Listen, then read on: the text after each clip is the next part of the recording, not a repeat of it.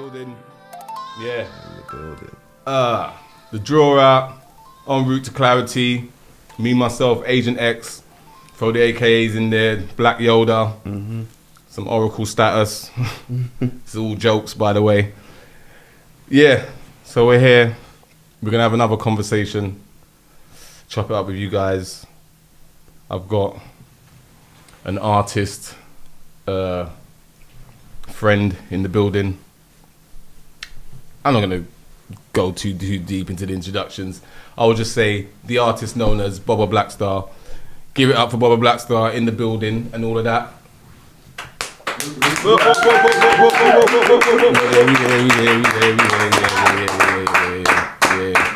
Well, Bobo, we go way back, so I could call you a friend. Do you know what I mean? To say the least. You know More what I than mean? a friend. Yeah. But you know what I mean? You know what I mean? I can call you a friend to say the least. But yeah, for people who may not know you, the artist, give a little brief background on yourself, overview. Well, Go a bit closer. musically. Wow. Greetings, brother. Greetings. Greetings, everyone. Greetings. Yeah, man. First and foremost, give thanks for having me here. That's it. Yeah, man. It's a pleasure. Thanks for being here.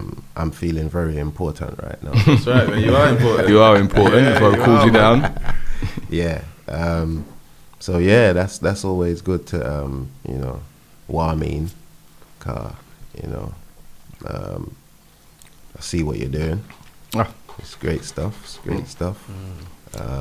So yeah, as an artist, not a drawing artist, a musical artist. So You still painting I pictures, stem though. from. Of course, I was Yeah. just about to say that I stem from, playing music in the house, growing up around my father's sound system, and from there it grew.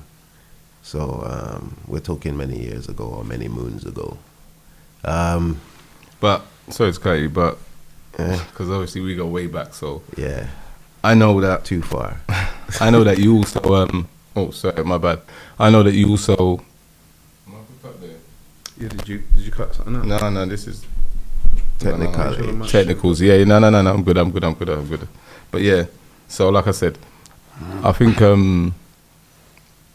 you played the instruments though, because when we was in school, I'm sure you played instruments. Yeah.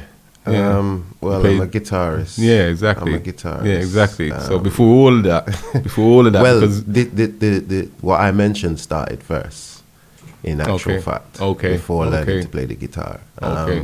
I learned to play the guitar. Actually, I was crying one day to go out with my dad, and he never wanted me to come with him that time. I don't know why he didn't want me to forward. So I was like, okay, he must have bribed me with a guitar. He said, you want to learn guitar? Because I had this toy guitar that I had from my birthday present, and I was always fascinated by music. So at that point, not to long it out, but yeah.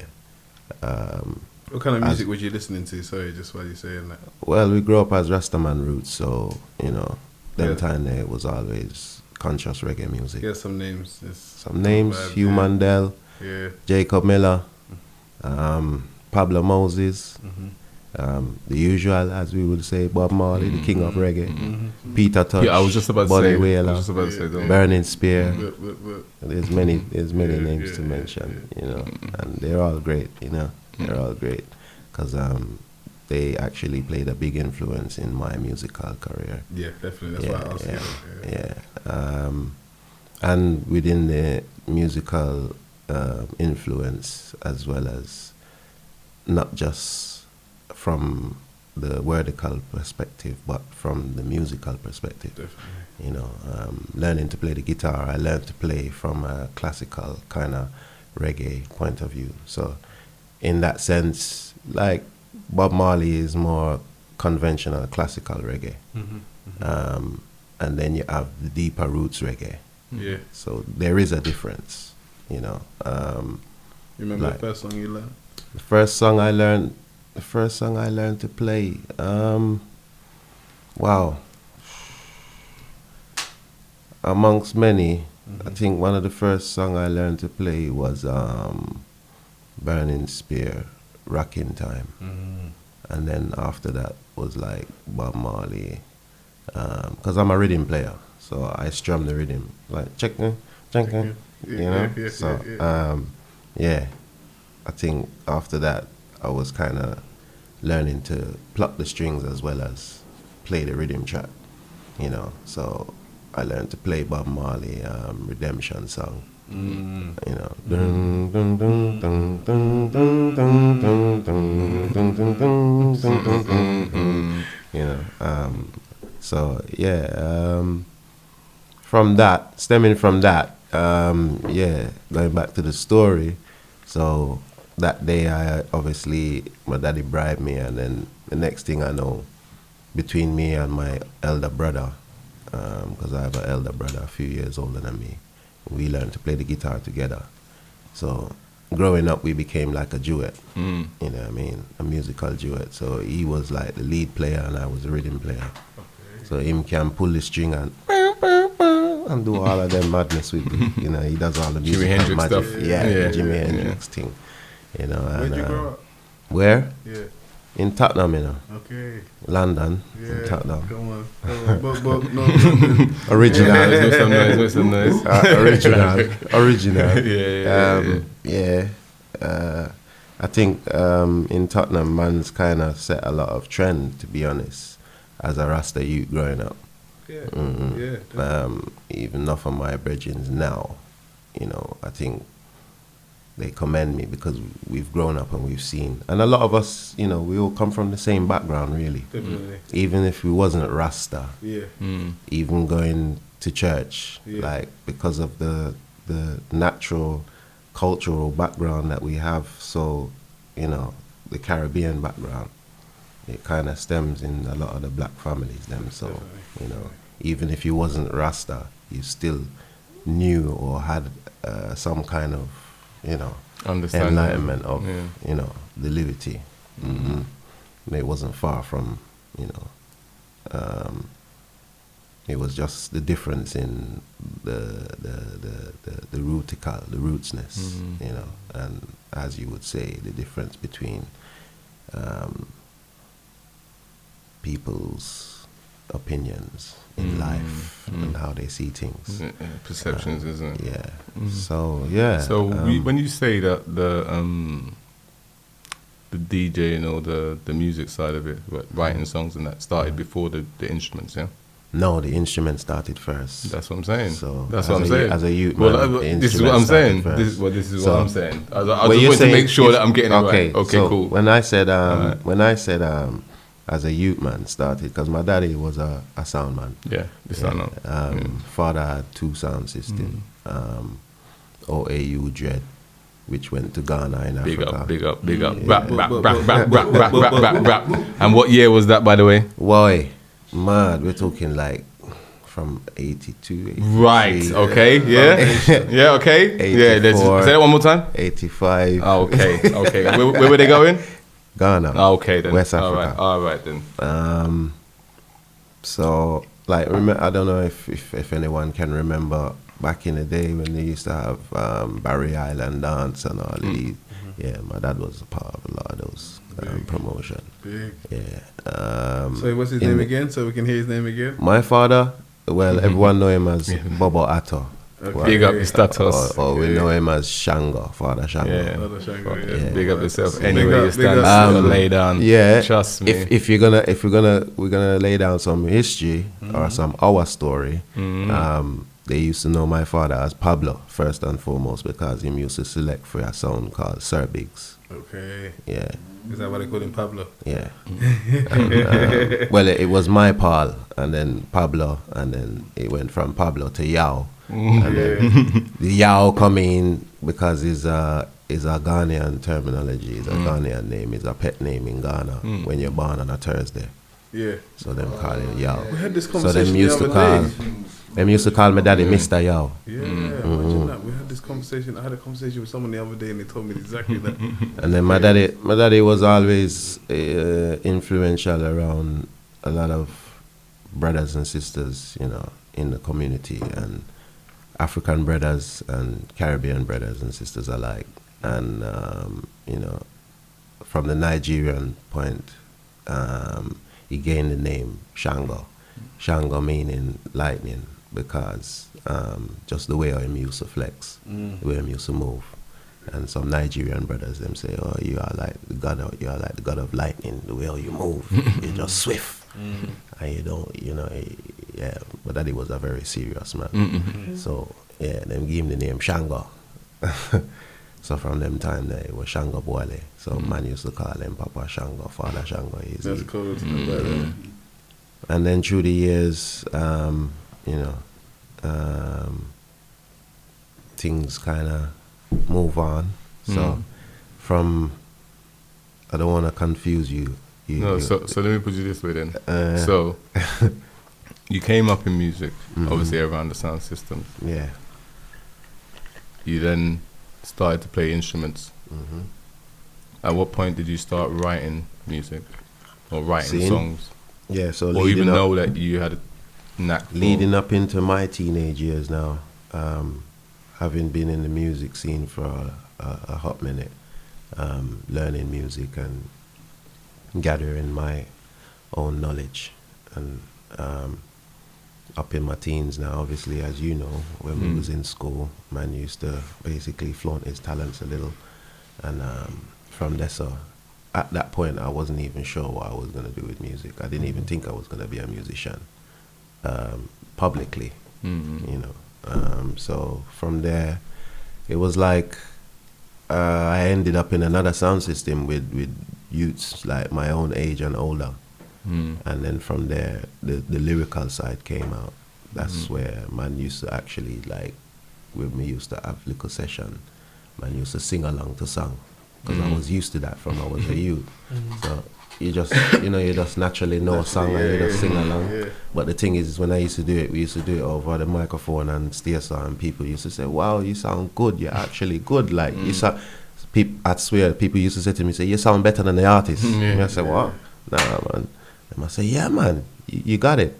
And then we get some influence from a big brother, cause them time that my big brother has already surpassed that stage. Yeah, my big brother King Saint. Yeah. So you know his government name. I'm not even gonna flaunt his government name. Does he still do music? He still does music. Yeah. Currently, we're the only 2 siblings out of 8 that are musicians in the family, which is very ironic. I mean, the rest are musical, but they're not to that degree. You know what I mean? Yeah.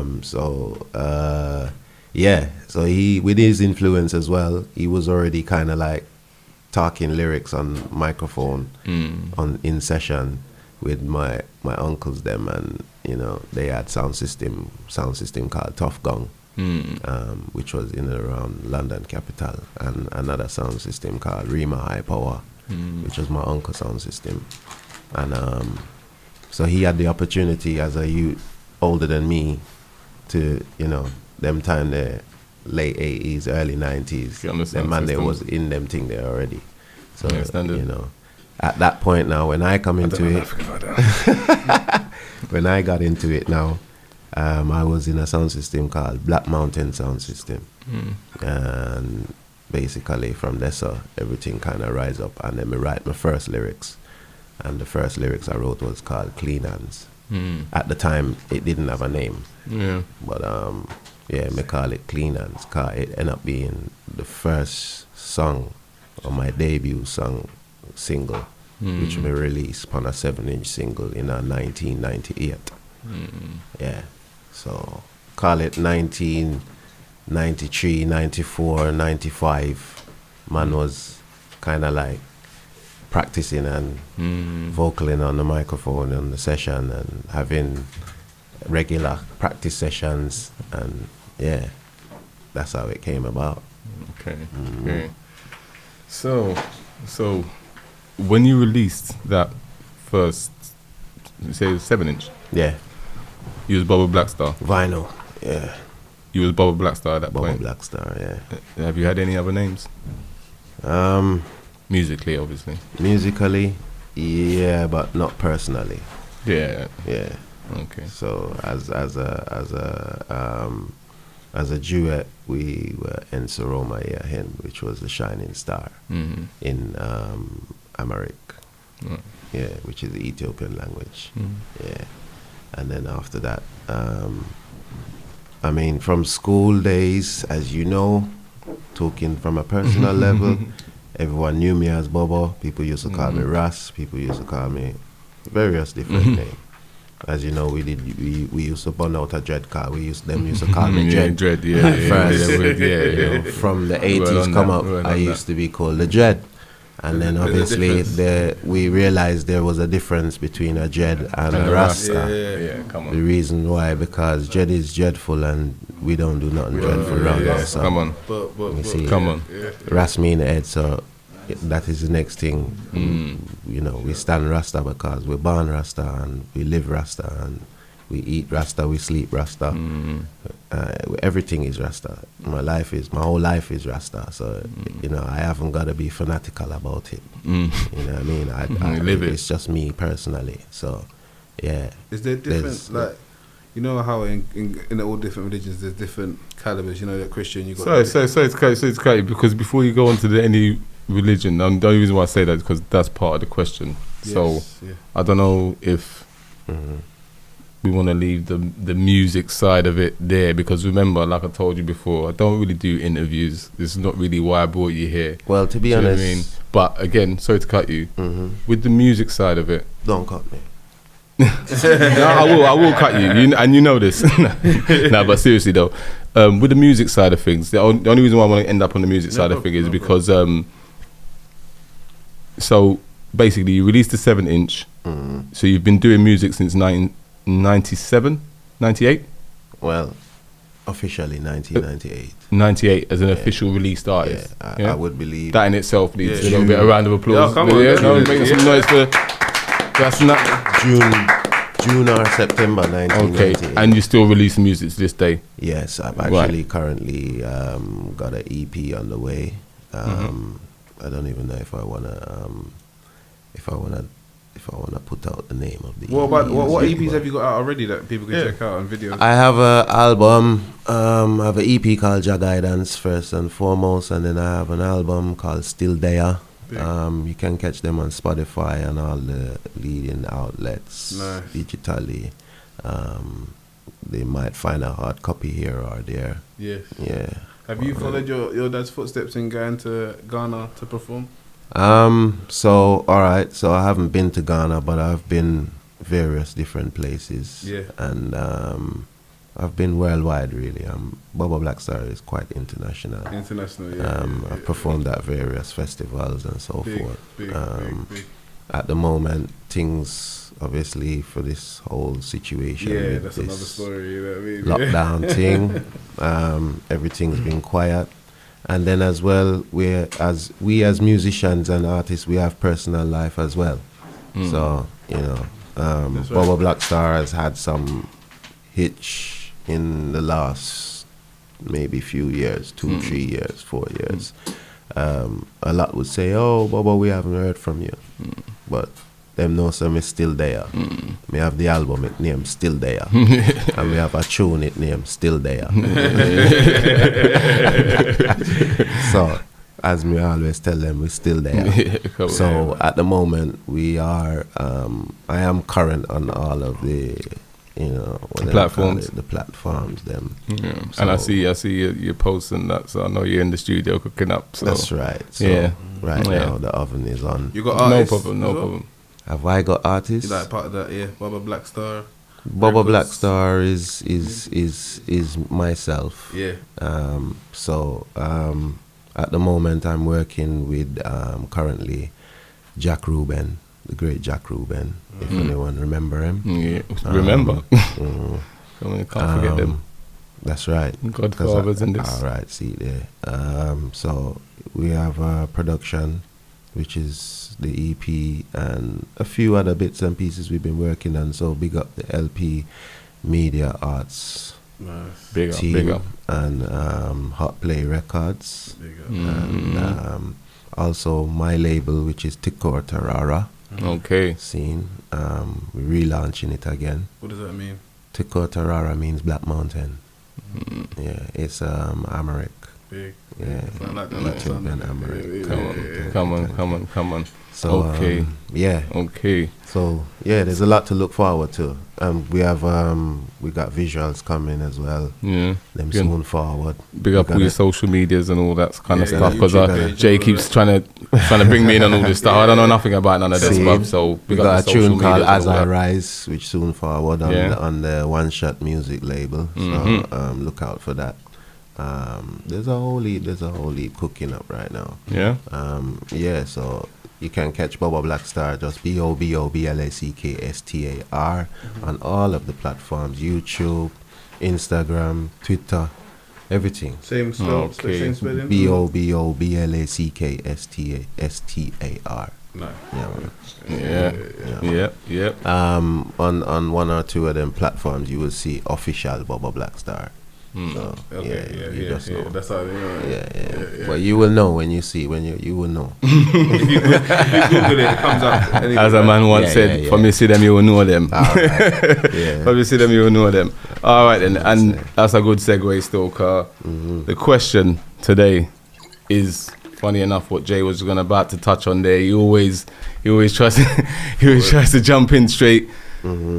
Yeah, but the question today: religion and or spirituality. I say and or because I don't want to say verses, because it's not like I'm trying to pit them against each other. Yeah. That's not the point of the conversation or the question. The point is religion and or spirituality. First thing, yeah, man, do your thing, man. Let me go on and explain. I'm gonna talk to them. So what I'm saying is this: the question is this: religion and or spirituality, is it needed? Yes. Sounds real simple, but what I mean by that is, do we need more of it? Are we lacking it? Do you think religion and spirituality? Let me just finish. Do we need more of it? Are we lacking it? Is it something is it necessary? Then, what Jay was about to touch on there, which is the point, which is, they are two separate things, even though some religions have spirituality within them. Yeah. So where does the disconnect become? Because a lot of people these days don't practice religions, but will tell you they're spiritual. Yeah. So has the religion become not important, or not? Is basically, are people leaning further and further away from religion while still trying to hold on to some form of spirituality? Or are people just seeing religion less and less important and actually just using spirituality as a means to just basically say, I don't really like to deal with the dogma. I pretty much don't really believe in anything. I don't practice anything, but I know there's something, so I just use the word spirituality and I throw it around. That's the question that I pose. I think there's a lot of it. There's a lot of Go for different it, man. versions. Yeah. Go for it. So Go for it, man. I think, religion, first of all, is a way of life, and it's practice. It's the way people see things. It's the way somebody's going to learn how to be a certain way. Spirituality is more into your own self. And Exactly. Your own personal growth. Exactly. Your own settings towards you. I don't feel like I'm very spiritual. I'm not religious. Right. Because I don't have the practice of a religious practice. Which is Religion is practice. It's, my friend who is a Muslim, who is religious in his Muslim and in his practice. Practice is religion. And that's what it's about, the religion, and his faith in believing in his religion. No. Spirituality is more. But okay, but the question I would ask you is does your spirituality make you a better person?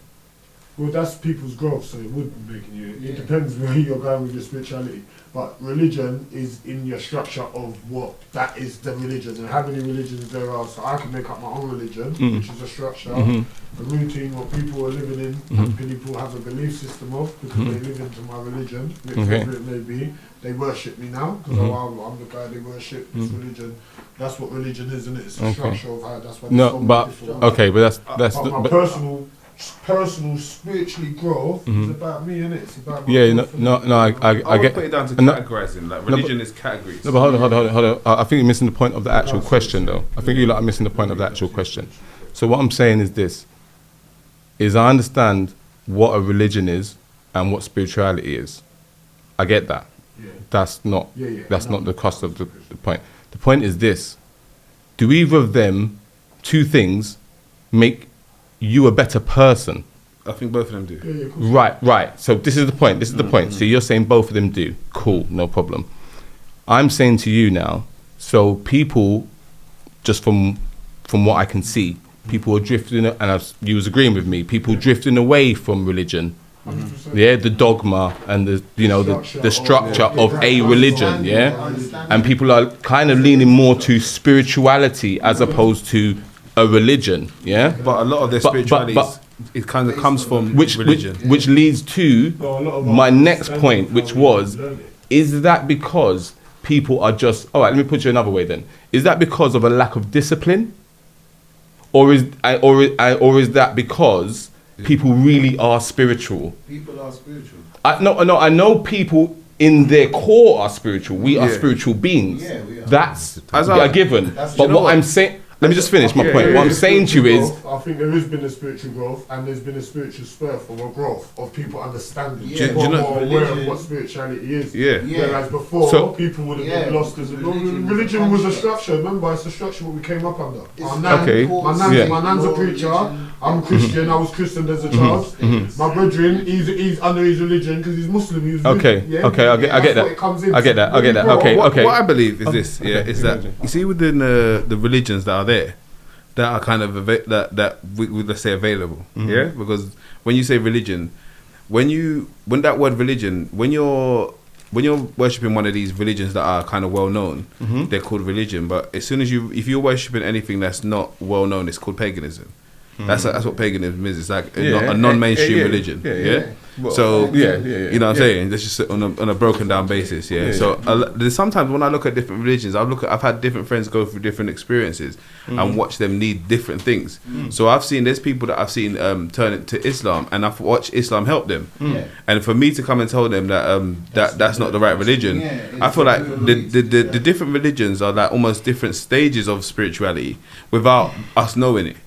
So we got told that the religions are just religions, boom, boom, boom, boom. But they might be different stages of spirituality. So you might start with Islam, maybe go to Christianity, maybe go to Buddhism. I'm not saying that's the higher way. I'm just giving you an example of what could follow. You know what I'm saying? Rather than, because there's so much truth in everyone's religion. Yeah, because it's all one. Yeah. Yeah. Can I give you my from myself? Because I can only talk for myself. Yeah, I am not religious. Yeah, I wouldn't claim myself to be religious because. Yeah, again, like I said, I was Christian as a child. I came in, I believe in God. So Right, I'm so- a man who thanks God every morning, Yeah. waking up in this morning, yeah? Oh, you thank God. Yeah, of course I do. I believe in God. I believe in, there's a God. I'm not religious, but I believe in God. Of course I believe But in the God. whole concept of a God is attached to religion. Not to a religion, but then... No, it's attached to religion. Well, a full Period. stop for God. Just When, the no, word. when you The use the religion. when you thank a God, Yeah. then now we have to know what God you're thanking. No, or am I wrong? Well, I'm thanking the one God. Everyone's He's thanking. believed as a creator. You feel like... Oh, there is a God. Yeah. No, but then it goes. See, basically what I'm saying is it's a knock-on effect. That's why I asked the three questions Yeah, in that order. Yeah. Because you're going through Let's all of my get- questions. let's get answer But from them. Bubba, go Let's through, get- man. Bubba, Bubba, go let's- through. yeah, let's get Bubba, Bubba. go through. 'Cause I was gonna say something. But go on. Because I was gonna put the nail in the coffin. But go on. I was gonna put the nail in the coffin. Go on. Because you're gonna. Yeah, well, that was gonna come out before time. Go through. Okay, so I see a different preferentials in here right now, and in my peripherals, obviously we're in a room where there is different opinions and bases of upbringing and so forth, and learning and understanding, and that's what basically I feel, this whole subject is about. It's about understanding first and foremost, because before you overstand anything, Right. Yeah. you You have to understand it. Thank you. see, Thank you. because Thank you. that is where we are Thank all you. coming from at this present. You see, speaking this language first and foremost, we're at the lowest. So we have to use it to our, like the greatest ability in the sense of as much as we know or as far as we know. So therefore, even the words which we use, we need to characterize them. We need to break them down. We need to, because we can say one word and mean so many different things. You see, But like words, I I've believe heard- intention is the biggest thing behind words. say that again. Intention is the biggest thing behind words. Well, yes, somebody but can know your then someone can intention. say something with a different intention, and then someone receive it differently. Yes. Because either way, you could say something with one intention and say it with another intention, and they can receive it with a good. You know what I'm saying? No, but whether it be good or bad, because we know there's good and bad in everything. First and foremost, we know there's good and bad in everything. So, however the person receive it depends on where their spirits are at the time. 100%. You understand? Yeah. 100%. So, leading to what we were saying, so within the words of, like I've heard religion a few times now, since me sit here, and basically, with the word religion itself, we need to break down how a one individually perceives that word religion. You see, because for me, religion is politics first and foremost. Oh my days. You see, when you're talking about religion, you're speaking about politics. Because, see, the brother is talking. So, yeah.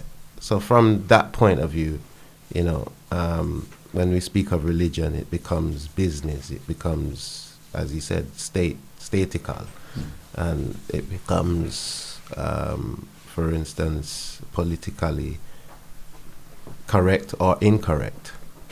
You see, because religiously we see in the world a lot of people state religion, and then to the eyes of humanity, it's basically it's derogatory. It's derogatory. It's not right. It's seen as wrong. Whatever they're doing or whatever they've said. So, in that sense, and it could be seen the other way. Whereas they're seen as they're doing the right, and it's uplifting to many and most. Yeah. So it's how you define the word religion. When I look at religion, I see confusion. When I look at religion and the when word, you say that word, the word is the confusion. You know what I'm saying? Because the it's not word, the word, more than so, the practices. Okay, so when you think about the practices now behind the word, then you realize the infrastructure of religion. You see, and when you look around the world today, everyone that preach religion has caused some kind of conflict or some kind of confusion amongst people and amongst men. So therefore, I don't deal with religion.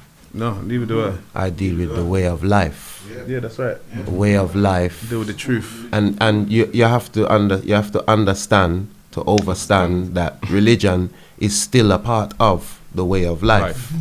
But it's like, for instance, me having this Rizla here, and you take out some of the Rizla and me no know, but it left right there so same way.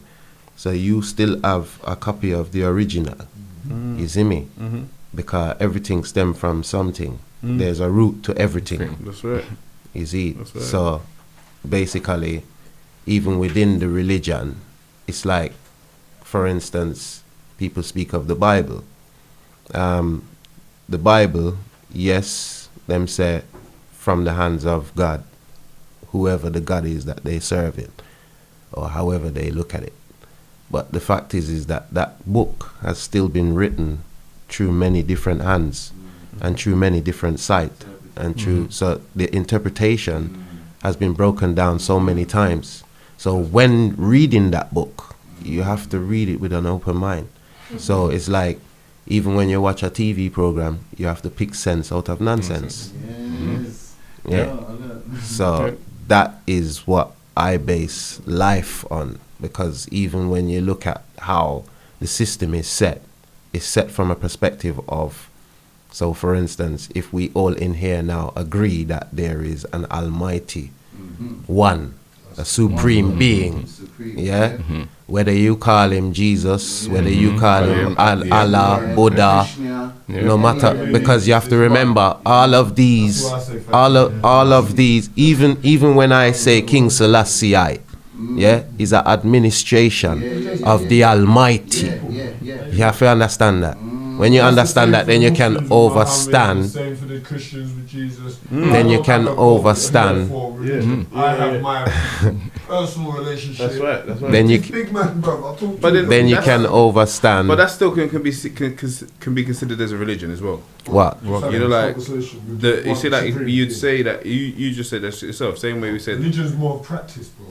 No, I'm saying the same way with God. No, I know. I'm saying same way with God or whatever, referring to anyone that's connected to a quote unquote religion. In some people's eyes, it can be looked at as religious. Like we can let go of that word ourselves, and we could explain why we let go of that word. It's just the way, as I said, it's just the way how you perceive it. Like, you're right. That's what I'm saying. It's down to perception. So it's remember what I started with. Remember what I started with. So not to cause confusion, but remember when I started, I said the language of which we speak now. That's right. You understand? Because, for instance, if we speak about I mentioned the Bible, but if we speak about the Quran is the same Bible, but it's broken down in a different way, because in the Quran it's supposed to be exact to the point. It's never been changed. They don't derive and go around. You see, like how the Bible will give you different. The Quran is supposedly to give you a direct factual event or evidence to show you what they're dealing with. They just get straight to the point. So in that sense, from that point of view, you know, there's many different segments to the one thing. Definitely. You understand? And what I'm trying to show you is that there's different administration. I agree. That is why I say King Selassie. Because King Selassie. I'm not looking at it. I agree. King Selassie. It's still, you know, like if you say King Selassie, there's some people that could perceive it as a religion. That's what I'm saying. Yeah. And like even the word religion, it was given to us. So as well. So this is what that word in itself. If we silent the G in religion, what does it say? Tell me. Rely on.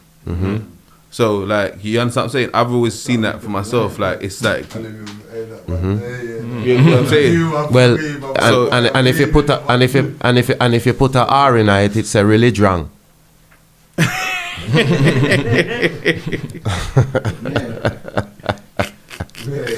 All right. So what me I say now is I say King Selassie, and you see what now within that, you see.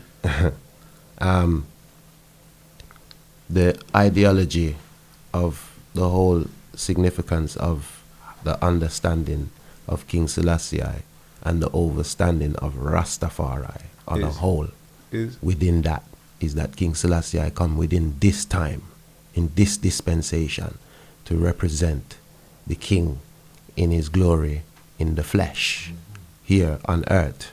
Is it? Because we have to remember, from spirituality to the temporal and also the physical, that is the manifestation of life. Definitely. On a whole. You see? So within this time, within this dispensation, I can see within my eyes that the King of Kings come within his glory. You see? And he come to represent and do his works on creation here on earth. So me now as what them say as a black man, but as first I'm a living being, because black is a color. You see, them used to call we colored back in the day, yeah, and we didn't accept it. But then when them say we are black, we say all right then, all right, cool, yeah, I'm black. But there's a difference. So that's when we. I think about that one.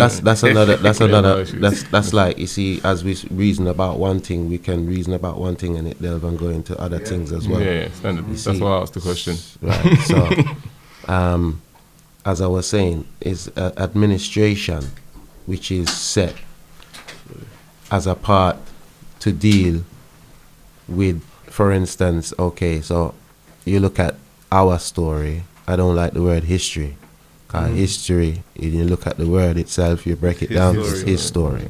So our story, okay, so in the Caribbean we had a man called Marcus Garvey, Marcus Garvey, we see him as like a great prophet. You know, he's a great prophet who come and prophesy a lot of things and do great works, you know, concerning us as black people.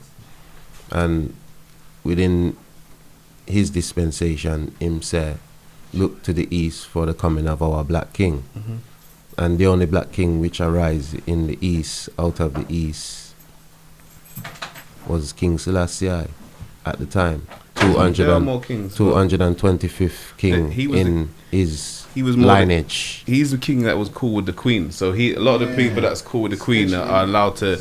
They're the ones that put down with the history. It's not that he was cool with the queen. In his story, that's not our story. Let me just tell you. Let me just tell you this. It's not that he was cool with the queen. The king was here for a certain time to do a certain work, and the works which he was done was to administer unto the world and to basically what him do now is sanctify everything upon creation.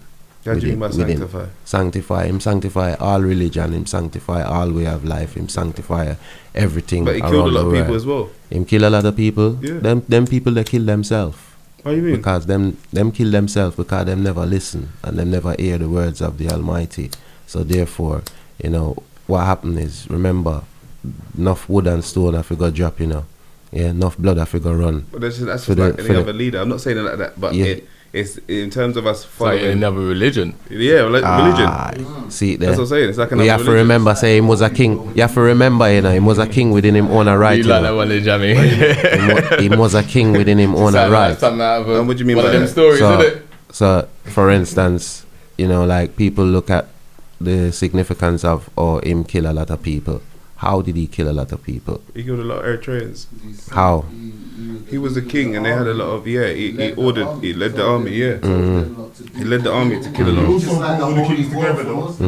He brought all the kings together. No, he All did. the kings of Africa. He's the first king in Africa to bring. and All right. obviously So, bring right amongst religion. all of the things where you see as bad, what the man do, because you have to remember, he's a man of creation. But he's a still, man you know. the same way. See that man, that's the that's point. what I just said. Yeah. He's a man of creation, you know. Remember, him boiled down to the flesh, you know. Yeah. Yeah, he's the fleshical, you know. Basically, this is So what a man, it's saying. a man can Pastors are saying wait there, after Muhammad, wait, he's the real flesh. wait there. A man can do wrong in your eyes, you know, Yes, and a man can do right in your eyes. That's right. But it's for you now to balance up the way of whether it's good or whether it's bad. It's not for But me, I for don't. God, I believe. I see that because I was just about to say I But don't for come the, here. for the creator. I don't come here to be no judge because No, if it was I who was playing that part, then I could play judge. It's just that's why I would You see never. me? That's why I don't worship men. I just know that I can't don't walk worship in a man. theme show. I can't worship man. I'm All right, worship the Most High. all right then. Let's just say this then. 'Cause I've heard this talk about I don't worship men. All right. So wait there. Yes, false idol, and I burn false idol because we don't worship false idol. So, the first thing about understanding the worship, people worship people all the time. You see, and the first recommendation is self-recommendation. If I don't recommend myself, even as an artist, you understand? All right. So if me look at my fan base now, my fan base, them a go start worship me. If them not worship me, then that mean them don't become my fan base. It's a form of worship. Worship. Yes, man. May I tell you, when you go a certain stage show, you know, and you see how certain people go on when them see them artists, you know. That is a form of worship. them are idol worship. You have some people when them are real fans, you know, and them bow down to them, to them idol, you know. No. And a lot of us become that. Do you understand? And until we become that, we then realize, oh, rah, them are worship me, you know. Yes, man. Cause me go certain place and do certain show and see how people worship me. I'm like, excuse my language. I'm like, wow. I'm a shock. I mean, I say, but them a worship me. They actually honor me. They actually I'm actually doing something for them. Isn't that appreciation? You can say it's appreciation, of course. some but people. For some people, it's much more than that. Yeah. It's a bit dark for worship. For a lot of people, for some people they do, it's man. much more than that. Some people do. So Because man, it's how you look at it, you know. You see, like worship. People got tattoos, man. You could have. Worshiping is something consistent, yeah? And like, say for instance, like when it comes to fan base, if you're not doing what they want you to do, they're gone. So that's not worship. Worship's not when you're not feeding them what they want to they don't rate you anymore. Well, that's the same as you would put it for King Selassie then. Explain what you mean. Well, you just say him kill a lot of people. That was the first thing you say, You never big up the man for any good way him do. You just say, yes, but him kill a lot of people. No, you bigged them up for the good that he did. So no, of course, but then you said, you turned around and said. I'm saying that we know. So what I'm trying to show you is I'm saying like, and that, you see. So this is what me I say, right? Yeah, I remember, and me say him boil down to the flesh, It's the fleshical, So the fleshical can right and the fleshical can wrong, So do you guys think we can have other prophets? Do you think the prophets are finished and done? No. Only per priest, prophet, and king. Anybody can prophesy, man. Remember, anybody can prophesy. Remember before King Selassie, he was the 225th king in his reign, Yeah. You have to remember that, But a prophet is a psychic, innit? Yeah. Kind of, innit? A prophet is a psychic. Someone can see the future, innit? Yeah. Someone that can see the future. Someone. Well, yeah, pretty much. Yes, I wouldn't say they have to see the future, but they pretty much come with. They come with prophecy. They can say and do things. They might not even see it. They might just have knowledge of it. So they might just be telling you something about it. So it's not that they saw it. It's just that they're telling you within the word. I'm saying. So yeah, within the word. Within the word, it's like someone that can foresee. It's basically And it never really that word in itself never really highlighted. It never really highlighted the people that we follow. They weren't just prophets into that. They didn't just people that said, yes, I can see what's about to happen. They did more than that. Don't you think that's what a prophet is? Somebody who was more liked, more giving, more like obviously. Look, no, but that's not what the word says. So I understand how we're understanding it. But what's prophet? Prophet means the prophet of something. No, you prophesize. You're someone that can prophesy.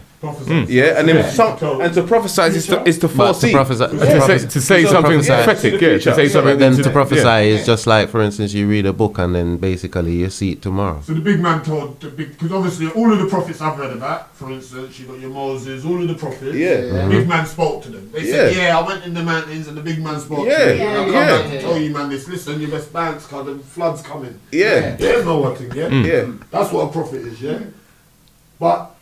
But then that's not. In them days, that would have been more believable that a man knows something. Boy, right now, blood, trust me, the big man just spoke to No one believed them anyway. But my whole thing is that. So you never prophesy nothing about your brethren. You never prophesy nothing about your brethren. No, you can. I'm not saying you can't. No, I'm just showing you where I'm just showing. I'm saying the words that they use for the, let's say, our greats, and the people that we do worship. It's kind of the words are in the context is a bit. They gave us. They gave us the words that thrown into that logic because of them days. It was like but it's how you perceive the word. Part of the breaking us down. But it's how you perceive the words. That is true. Do you know why that's true? Because the state, the church, the schooling system is all the same. Isn't it? It's part of the breaking you down. You put your hand on the Bible. You get broken down. Like we've been broken down with words. How you perceive our spirituality, our religion's been broken down with words. Well, of course, and that's why I said. That's why I say the language which we speak. Let's not go too far. The language which we're speaking is of the lowest. Yeah. Exactly. So obviously, through that now, as you were just saying about the spirituality being broken down, our spirituality has been broken down to the lowest degree. We are now on the lowest plane that.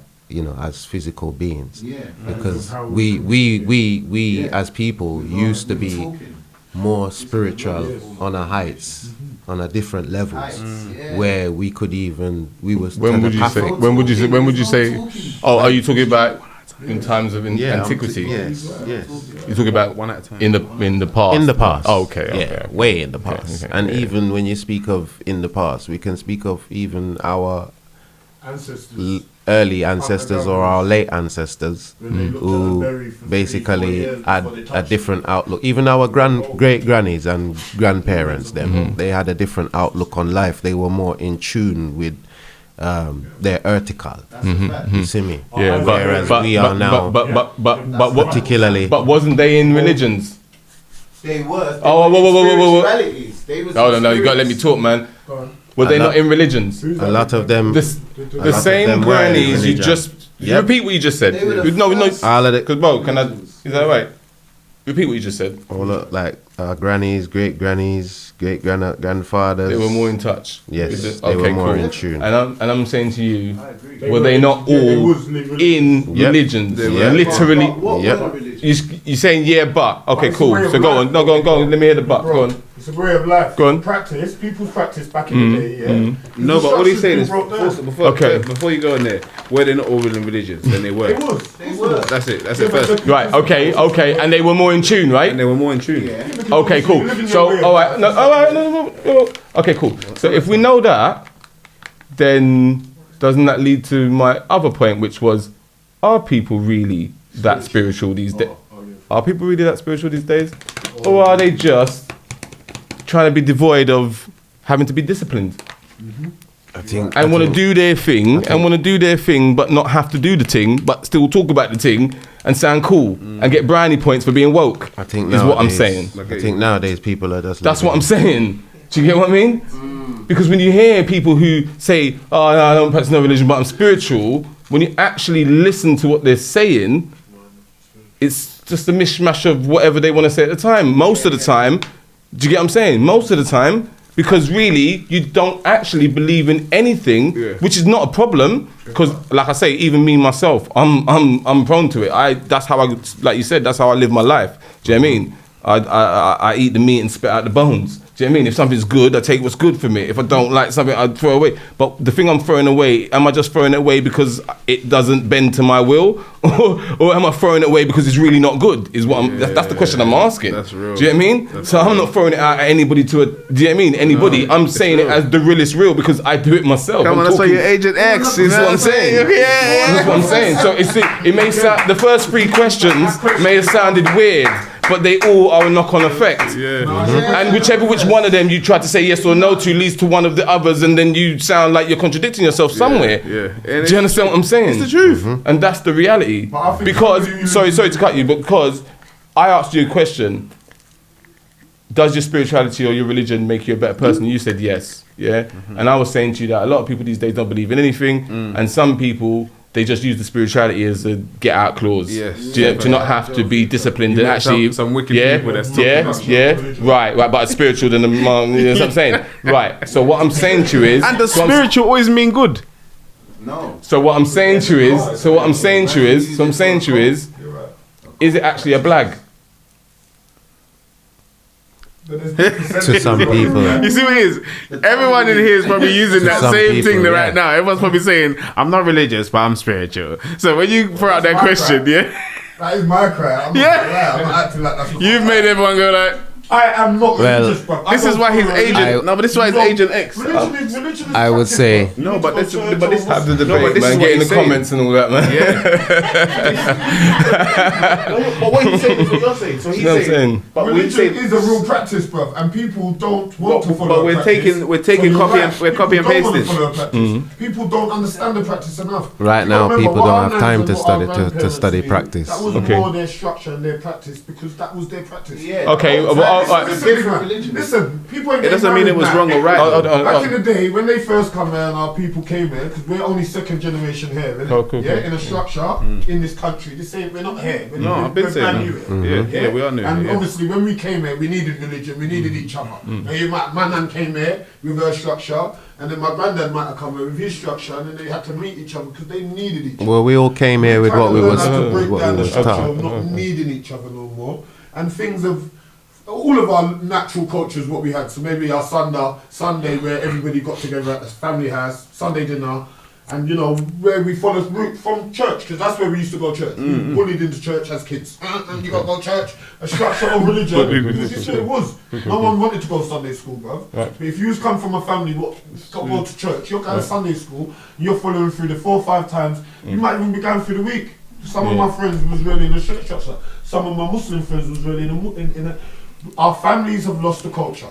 So the practice, of course, it's not us. Cool. But the giving, passing on to the kids, like the relaxedness of how they're doing, cool. dealing with the kids. I heard what you said, and it's funny you said that. With God. When we came here by ourselves, you're gonna have God with your hand in it. Yeah, cool. Yeah.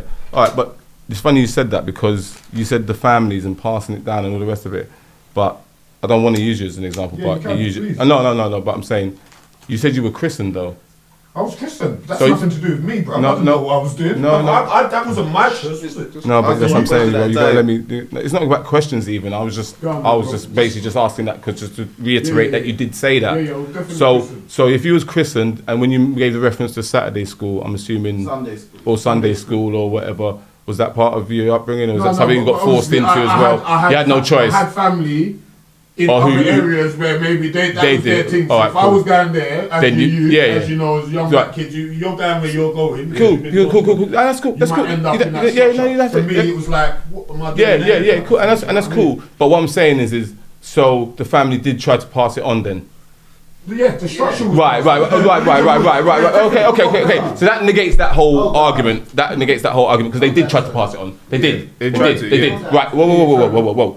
So now that we know that you were brought up in a religious background to a degree, whether you wanted to be in it or you didn't want to be in it or whatever, it was going on around you, and people were actively trying to put it on you in some type of way. Yeah. Then you yourself, I'm assuming, like you said, took yourself away from that. Yes. For whatever reason, and we don't need to go into the reasons. Right. Exactly that. That's my Right, your background. spirituality. That's Cool. what I'm Your saying, spirituality right. came away from the religion. Cool. Because I learned other things. Cool. But you still praise God though. And now I praise God because obviously. Now you praise God, but you praised God when you was in the church. I never praised God, big man. I'll be Oh, honest. okay. I was a kid who went. But you know what? I don't mean it like that. Like I don't mean it like that. I just mean as it. it. I'm going to tell you the truth. innit? Yeah, I know. When That's I why we're talking. Got to an age of understanding anything. I went into a whole logic. So I was a Rasta boy before. The Rasta man pulled me aside when I was a youth man and said, "Big man, yo, you're taking it too serious. I didn't like white people. They was devils. I went too far. Watched one DVD, Malachi York thing, and I ran with it. 'Cause I understood everything. Yeah. I got all them words, all of the things, and I didn't. I've dropped out religion since then. Yeah. Never really got back into religion because I saw how many structures of difference there was. Yeah. And from a young, that's a young boy. Yeah. I had friends who were mixed race. And my mum's white. I just thought white people were devils for a good. I'm not gonna lie to nobody. Good couple of years. I just thought, what's going on the structure? Yeah, I was lost in the stay woke story, innit? Yeah. Early. And the Rasta man picked me up. He said, "G man, come on. You're gonna end up with a white guy." I said, "I'm not gonna end up with a white guy." But he said to me, "You're gonna end up with a white." Cause like proper, I was like, "Yeah, you little black militant on the block, having a problem with everybody." And it went to my head, and I then vowed and said, "You know what? The big man's." I sat down and worked out. Boy, this ain't for me. I am too much. I've got too much energy. So whatever I do it in 100%. So if I'm gonna be religious, I'm gonna be Farrakhan. Yeah. I know If that I'm way. gonna be fucking. I'm a I know you're saying. So I know allow you're it. saying. Yeah. Religious is not for me. So me going in a religious path is me not too. religious for me. Yeah. But I've got a lot of energy and I've got a lot of, and I know what good and right is. Bad, wrong. So you live in your spirituality with your goods and your bads, innit? So you're going back to my point, which is your person. Your personal preferences. Yes. Right. So you're going back to my original point. Running away from religion to say your spirituality. Bro, it makes sense. Let me just talk, man. You know, I'm saying to you, you're going back to my original Jay's point, which is, your personal likes and dislikes. What you choose to conform to and what you don't choose to conform to. Do you see what I mean? And you've dropped out what you don't choose to conform to, and you just run it your way, the way you see fit, because that's how you want to think. And don't get me wrong. And again, this is what I'm saying, bro. I think you're misunderstanding the point. It's not about right or wrong. Yeah. It's about trying to. It's about trying to understand what's happening. The shift. Exactly. Do you get what I mean? Is it really a shift? And that is exactly what's happening. Do you understand what I mean? That is exactly what's happening now in our eyes, in our lifetime, in our generation. But do you know what Jay's saying? Jay's saying it's a bullshift. My bullshit, man. I'm trying to tell you right now, I'm trying to tell you right now that. No, I'm trying to tell you right now, bro. Yeah. The other point I was gonna make, because it's funny when you were saying about the whole, it not being passed on, and I think you kind of made that point that, you know what I mean, we chose to kind of not. Do you get what I mean? As opposed to it not really, it was kind of forced on us. We just wasn't on that for whatever reason. Yeah. Do you get what I'm saying? Now, separate from that, you look at the fact that with religion, were we actually better off with religion. Now, let me rephrase that. What I mean by this is, are we better off now without it? Because what I'm seeing is, Hell. well, I ain't gonna lie, bro. I think we need to go. I'm not gonna lie. Listen. No, this guy's too. but what's cracking me up? What's cracking me up is that You know what I mean? we are supposedly more woke and more spiritual, more where now, right? But there's no family structure. Yeah. Told you I say thank you to him every day, bro. But hold on. But our grandparents and great grandparents, they were more in tune and they were more. The earth and But they were all very religious. yeah. But different religion. Now you got somebody who's spiritual who will tear down someone's religion, tear it down, tell you everything that's wrong with your religion and why you shouldn't be in where and this one, that one, and did you know this and did you know that? But who doesn't believe in anything Yeah, Shaitan's running, man. No, he's too. Yeah, Jay's too hard. and doesn't live his life under any kind of code He's too hard. or have any kind of moral standings. And if you go to his house, his wife is not happy, but will tell you about your religion. So that man's taking his shahada. Crazy. Mashallah. That's why it's not. Talk to me, man. It's not. I don't think it's. You woke, right? You spiritual, yeah? It's not a judgment Talk to me, call. man. It's not a judgment call, you see. And this is why I was saying that at the end of the day, I say what I say, but where it was boiling down to was the fact that it's down to preference at the end of the day, 100%. and how you preferential your life at this, at this stage in life. No, but then that's going against what Jay's saying. Well, no, because I'm agreeing with what he's saying. No, I'm not saying whether you're going against that in a bad way. I'm just saying. Yeah, no. What he's saying, like what you're saying, is more just tailor making yourself. Mm-hmm. And what Jay's saying is that we've lost ourselves from discipline. And if we look, we can do this tailor made thing, and it sounds nice and it feels nice. I love But- the question, by the way. The fact of what he said, I didn't again until he said it. I can't even lie. This is why I like this guy, That's what I'm because saying. he's the hardest. I'm telling you, he's the hardest. But because he's gonna just make you realize that you're chatting rubbish eventually. Because it's not rubbish in terms of we're going in I don't know circles. enough about this Hear me out. We're going in circles because You're always going It's to. like religion. we're gonna Make him talk. Make him talk. Make him talk. we're going in circles because That's it. if we, You gotta read this like you Quran said, in there might be the structures within religion, and the more we go and start doing tailor makings, yeah, we're getting further and further away to the point where no one's gonna even know how to bury us in a couple of generations. Simple. Not even maybe just this generation. Well, you see, it's like you've skipped within this reasoning now. It's like we've skipped a whole load of reasoning to get to other points about what we feel. Get into it, man. What We're is- here. what is we're careful. Sorry. Yeah, of course, it's a reasoning. Get into it. So You- what we you- feel and how we feel How is do you- is what it- is necessary Go on. for us to move forward, or for us to Do you get know what? along, I feel or like however it is. I what don't he said understand. is Or that's whether it. we need What's that? Like what he was saying is it. Like, I'm not, it sounds crazy. whether we need spirituality or whether we need religion. No, even if we do what want we any of realise them, is we need that- to have discipline. That's pretty much what Jay's saying as well. That's Like, the so basis. we're That's the taking basis. the one that comes the package deal that comes with being able to be That's the less basis. disciplined. If you take the less disciplined package, because if we let's say if we were sitting here as Shaolin monks, our conversation will be different. Definitely.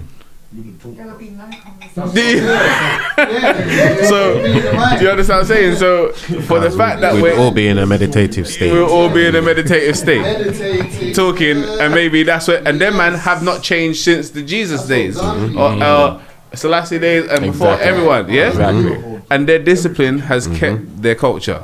Yeah.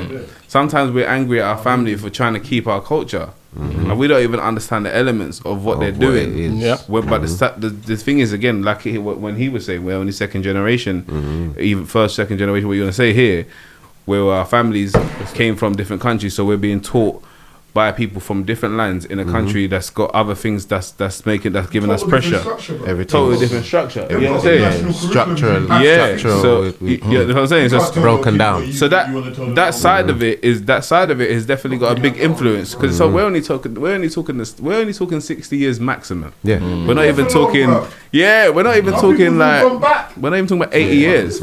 So it's like the fact that we're only talking 60 years maximum for we got a lot of cultures in this room, but every single single one of these cultures I can say now, without no one telling me information, that their grandparents weren't born here. None of our grandparents was born here. You know what I'm saying? So just right. Based on that, and based on what, like I say to you, what Jay was saying, is that we always talk about our grandparents as reference as well. When we talk about who was doing it right, if we're talking about relationships, if we're talking about whatever we're talking about, we start referencing to grandma and granddad. And now you get into my point. Now you know I understand. It took you a while though. It took you a while this week. As brethren, we've had these conversations too, because we know that back in them time there was more of a family structure. Yeah. So we're like the last of that generation. We are, and we can bring it back. That's why it's good that we're having these conversations. Right. Because again, to go forward, we have to go backwards, isn't it? You know what I mean? But you got to remember, at the same time, my thing is, like I say, with what Jay's saying as well, is that we're not judging any religion. No. Now we're saying that's not what we're here for. No, we're not. It's like, yo, follow it. Follow it, man. If you're gonna follow it. If you're gonna say spiritual, which spiritual are you talking about? Do you do Judge? This is why. Or are you talking about? Right. When you say you're spiritual, and this is what are we talking about, my brother? What spirits? Because we know. Because like you said, a lot of religions deal with spirituality. Yes. But they tell you about the spirits, mate. They tell you a lot of things about spirits. I see people smiling in the room because whether you Christian, you Muslim, wherever you are, they tell you a lot about spirits, mate. And they talk to you about the spirits, bruv. You get what I'm saying? So what spirits are we talking about, brother? This is where from what I was saying earlier. If I did finish, basically what I was saying is that there's different administrations that deal in the world. So for instance, for one Almighty, you see, and the different administrations are the different religions in the world. Yeah. Do you understand? And how people see their self within. Yeah, I do believe when you get to a certain level, like even if you're, say for instance, you're very religious. Let's go in a religious state, and you're a man that follows it with a high level of discipline. I do believe that's why I was saying to you, there's different levels of everything, because I do believe even that very disciplined man will maybe venture and research and maybe look into different things, because the more knowledge you have, the more knowledge you attain, like I say to you, you're still that discipline that comes with it. So we're just hitting the other side, the discipline side now, like the person that is disciplined and is willing to follow in a way full 100 whichever religion they're following, and they might go into this, and then now when that person's just talking about spirituality, because maybe that's the only word they have to use, I can understand it being more of a journey. It went on the discipline side, like you said, because if you didn't take the package deal, which meant you could just this means you don't worry, you're all right, regardless what you do, boom boom boom boom boom. If you ever go into the pure side of any one of those religions, you'll find your real spirituality. You understand? Yeah. That's what I'm trying to say. That's the reality of it. That's the reality of it. Whether you want to believe it's bullshit, whether you want to believe this guy wrote it, that guy didn't write it, this is in there, that's in there. If you ever, at any stage of your life, pick up any one of those religions, and you deal with it in the purest aspect of the religion, not the politics. You understand? Right. I guarantee you'll find your true spirituality. I guarantee you. Whatever it is that you're looking for. If you practice it, you understand? If you practice it, the word of the religion, and don't leave out the bits you don't like, you probably find your spirituality, bro. 100%. A lot of people do. Most people do. Can I ask you another question? Can I throw a question into the box? Of course, definitely, man. So what about somebody who just ain't religious now? So now there's people who really, like, we've just come to a conclusion. Some people haven't been through a structure of people. Some people really believe in their spirituality. That's their thing. Then that would lead to the other question, which was what spirituality? What is the spirituality? This spirituality they're talking about. They have to practice their spirituality within themselves. So when people say they don't have a religion, they mean they're atheists. They just mean that they haven't. They're not following mainstream. Maybe they're pagans. No, but you have people who say they're atheists. Atheists, But even when you're atheist, you still believe. No. If you still believe, there's not. So it's still a belief. No, that's what I'm saying. They don't acknowledge. And that's the point. And when you Google it, it's a religion. Thank you. So that's the point. You understand what I'm saying? So You may not go to church, but you believe in something. You know what? You know what's something that's an example of what you're saying. Yeah, is that if there's a cause that happens, a tragedy happens. And then people come to the relief of that tragedy, like off of like being volunteers and things like that. You see, when you see those volunteers that come through for that relief or whatever, just to come and help that tragedy, you're gonna see people of all religions, colours, and creeds. So these are the people that are within a decent space within their spirit, if you understand what I'm saying. Of course. And that's when you realise that as much as we're all reading different dialogues, there's one. They've tapped into their understanding, not just their spirituality, their humanity. Yeah, but then, You get what I mean? why don't we call it that? Because that's something what somebody's going to do every day. There you They've go. got mad people that all around. I'm not going to lie to you, A humanitarian is probably seen as a religion too. Yeah, exactly. If someone might stop me every day in the street and ask me for this money, I might give them this pan, bro. I can't walk away from giving them this pan. Yeah. Just because. So isn't that humanity? Isn't somebody who's going to walk by? That's what he's saying. Yeah, that's what we're saying about these words. Yeah. So that's what again. That's what we're saying about these words. You see these words that they're giving us to use. They're spells, bro. That's why we have these conversations. You know what I mean? Because Like, you start working out what words are better to use. Because again, it's like we're realizing that words are very powerful. That's what I think we are. Very. Yeah. Very. Do you know what I'm saying? Which is what this is the same thing what I said from the beginning. But when we understand it within humanity, it's like even if I understand Selassie within humanity, I can understand. I'm not going to judge. No, I'm not even going to stand from a judge point. And that's the point. If I'm looking at you from a God point, I'm going to question now. Because I'm going to be like, no, you seem like a man to me. But that's even when they say with certain other things, that's always the misconception. And I'm not saying I'm not trying to be Mr. Right or wrong. You know what I mean? I'm just saying that within the conversation, I just feel like, again, with that word that you just said, humanity, it's something that we don't even like to use because, again, within the human race, that's that whole one race thing. Yeah, I mean, people don't like to use it, obviously, because of many reasons. That's why I don't like nationalism too tough. That's why I don't like none of that stuff. Because like I said to you before, it all leads to willy waving. Yeah. Do you get what I mean? It all leads to competition and I'm better than you and I got a bigger one than you and that's what it leads to, but whether you like it or not. Do you get what I'm saying? It just leads to division and people thinking we're better than them and we don't like them and that's just what it is. Free will. I would call religion a middleman. So the middleman to talk to God. Some people feel like they talk to God anyway. Yeah, that's what he said. Is in the person who don't have a middleman. For me, I don't actually go to a church to talk to God. I feel like I still worship God though. Yeah. The Almighty. Maybe let's not call it God. Because God's the word. Yeah. And obviously again. Sorry to cut you. The reason why I have to cut you is because the first question I would ask you is, when do you worship him? In the mornings, every morning when I wake up, man, okay. That's my wake up. My wake up is a thank you, innit? I remember I wake up. Do you say it verbally? Do you get down on your knees? Do you pray? And I look at the sun. Right, this is what I'm saying. So it's almost like a thank you for giving me another day kind of thing. So you wake up, you're looking, that's what I'm saying. That's what I'm saying. But what I'm saying is that's an acknowledgement of the day you have ahead of you and the fact that you've been blessed with it, effectively. That's cool. And that's cool. I don't have a bigger relationship than saying thank you. Because I don't actually know. You see what it is?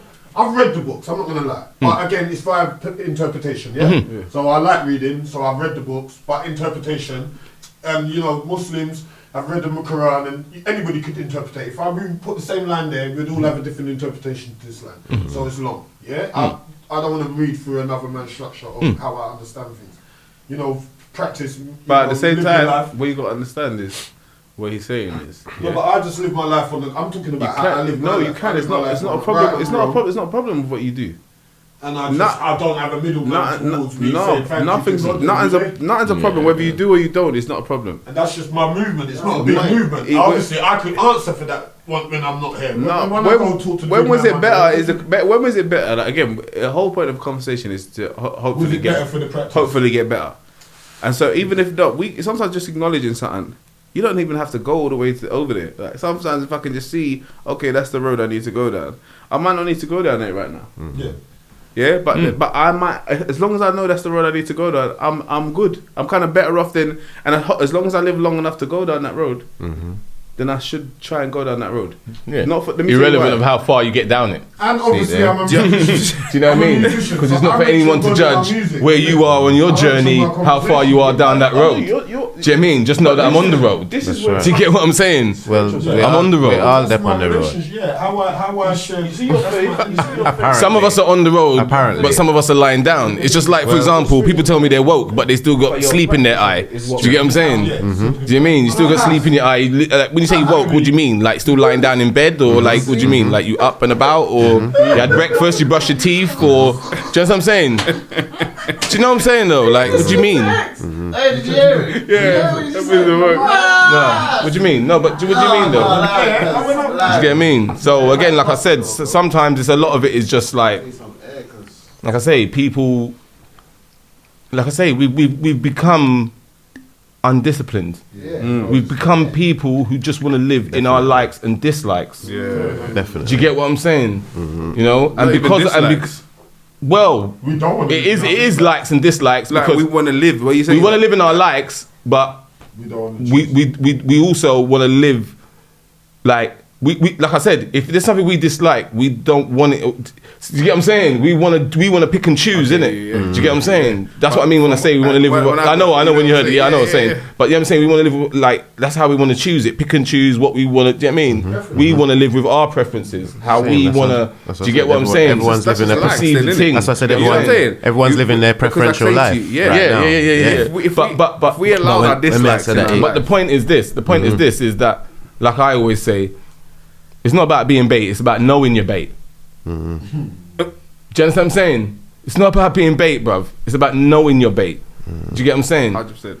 And like I said, a lot of people is just doing what suits you because you're doing what you're doing. You know better, but you think but what I'm gonna do is because. Yeah. Do you understand what I'm saying? And the thing sounds because when if I'm up, but then really because you know what, but anyway, like we saying though, because you see what I mean? Where it's almost become like a blag. You know what I'm saying, G-Man? You know what I'm saying, G-Man? Though. And like I said, it's not everyone. It's not everyone. Don't get me wrong. It's not everyone. But that's why I said like You see, the shift. you lot are with him now. The shift has gone one way, but out of that, however many people have gone that way, how many of them people are really on a spiritual journey and just come out of religion, as opposed to people who just have their likes and dislikes and just thought, you know what, I'm spiritual, but the way you said that though, do you get what I'm saying? People are living in their dislikes and likes, bro. It's logical because that's how people understand People it. even let their dislikes in their People life. don't. You got to remember, people become lazy. It's a technological. Like I say, I always like people to make their own decisions. You get what I'm saying? But I ask the question. Do you get what I'm saying? I ask the question because, like I It's not said, necessarily down to. I don't want people to watch this and get it like where we're saying to you have to follow a religion to understand what we're saying, because again, it's follow a structure and have discipline. I think it's the biggest thing. Yeah, of course. Like you need to be disciplined. Like when you whatever you're like follow. So you don't follow the religion. So we give you the spin off of that. You don't follow a religion. Okay, cool, no problem. What's your structure? No. Whatever you are, that's fine. What's your structure though? Yeah, have a structure, man. Come on, bro. Do you understand what I'm saying?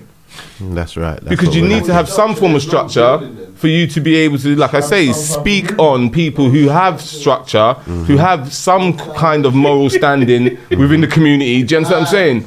And be just like literally lambasting their whole life, basically. Do you know what I mean? And disrespecting something that, you know, generations of people have been doing for years and years and years. Just because you've watched a few YouTube videos. Do you get what I'm saying? No, but do you understand what I'm saying? Let's see it there. Do you understand what I'm saying? No, but do you understand what I'm saying though? sound effects for the show, man. I told Mac to hook me up, bro. Do you get what I'm saying? You keep sleeping on me though. Mac keeps duveting me, bro. It's alright, it's cool, man. Do you get what I'm saying? It's cool, man. But yeah, by the way, I don't hate white people now, though. There's a lot of yeah, bro, man. That Malachi guy, man. Go. No, that's the thing. Again, those things. Just if you're not setting. That's good what you're saying now, because again, who don't lie? When you're not setting something every day, everyone lies. Stop lying now. Man say they stop lying. That's a lie.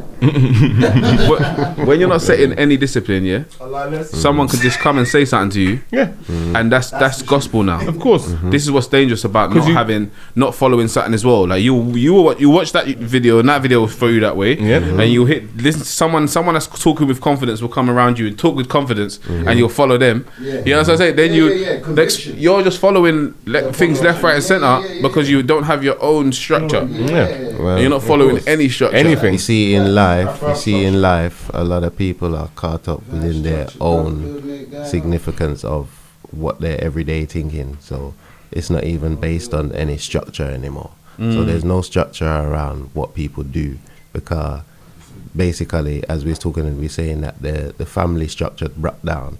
So we know, say, all right then, so people have left this religious outtake or outlook on life. So therefore, it's like, for instance, the youth them now don't have no family structure. There's no background. There's nothing there again.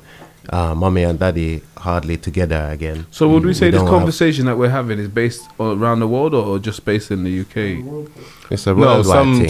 It's a worldwide thing. It's a worldwide thing. But remember, some countries can implement the religion into society a bit differently. Do you get what I'm saying? Whereas, like, if we're talking about like the quote unquote Western world, then pretty much everywhere, bro. So can I say, because I kind of remember, but does anybody else remember when the change happened in their home towards the relaxedness towards this Western new society? Because obviously we grew up in a structure, a strict structure, and then eventually our parents relaxed their way they parented. That's true. That's true. I don't think they relaxed the way they parent. I don't think they relaxed the way they parent. I was gonna say it's a systematic.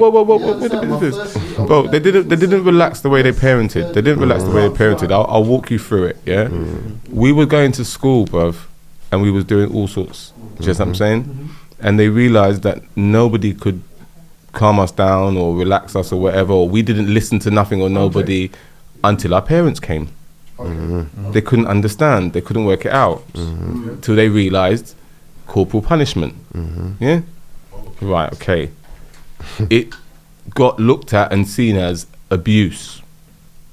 And then if you're old enough to remember, Childline came out. That's right. And then when Childline came out, they told you, if you're being abused at home, call this number. Call this number.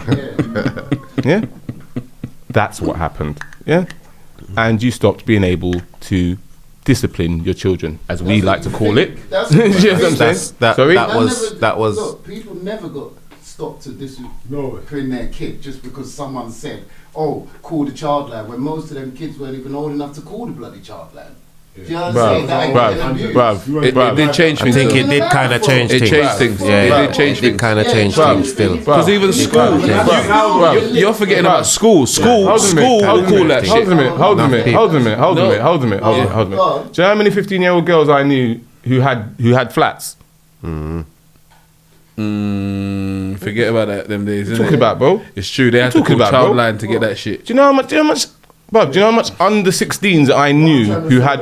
I was talking about more the cultural change. Like, so for instance, our nans came there, So if our nans came there, our parents weren't born. Some of our parents were born there, Caribbean parents. Caribbean parents came there, they worked their asses off, because all my family But your grandparents but the thing is, no, but hold on. Wait. We've already tackled that, because we already knew the same structure you're talking about there sent you to Sunday school sometimes and hold on, and christened you. So you was around the religion and they tried to put, but what I'm saying is you didn't want to take that on for whatever reason. Listen, but we're not just talking about that. I'm saying to you. So what I'm saying is, but you are the disconnect you're talking about, though. No, not really, because look, this is the disconnect. This is what I'm saying. No, you can only be your own disconnect. I'm my own disconnect to that.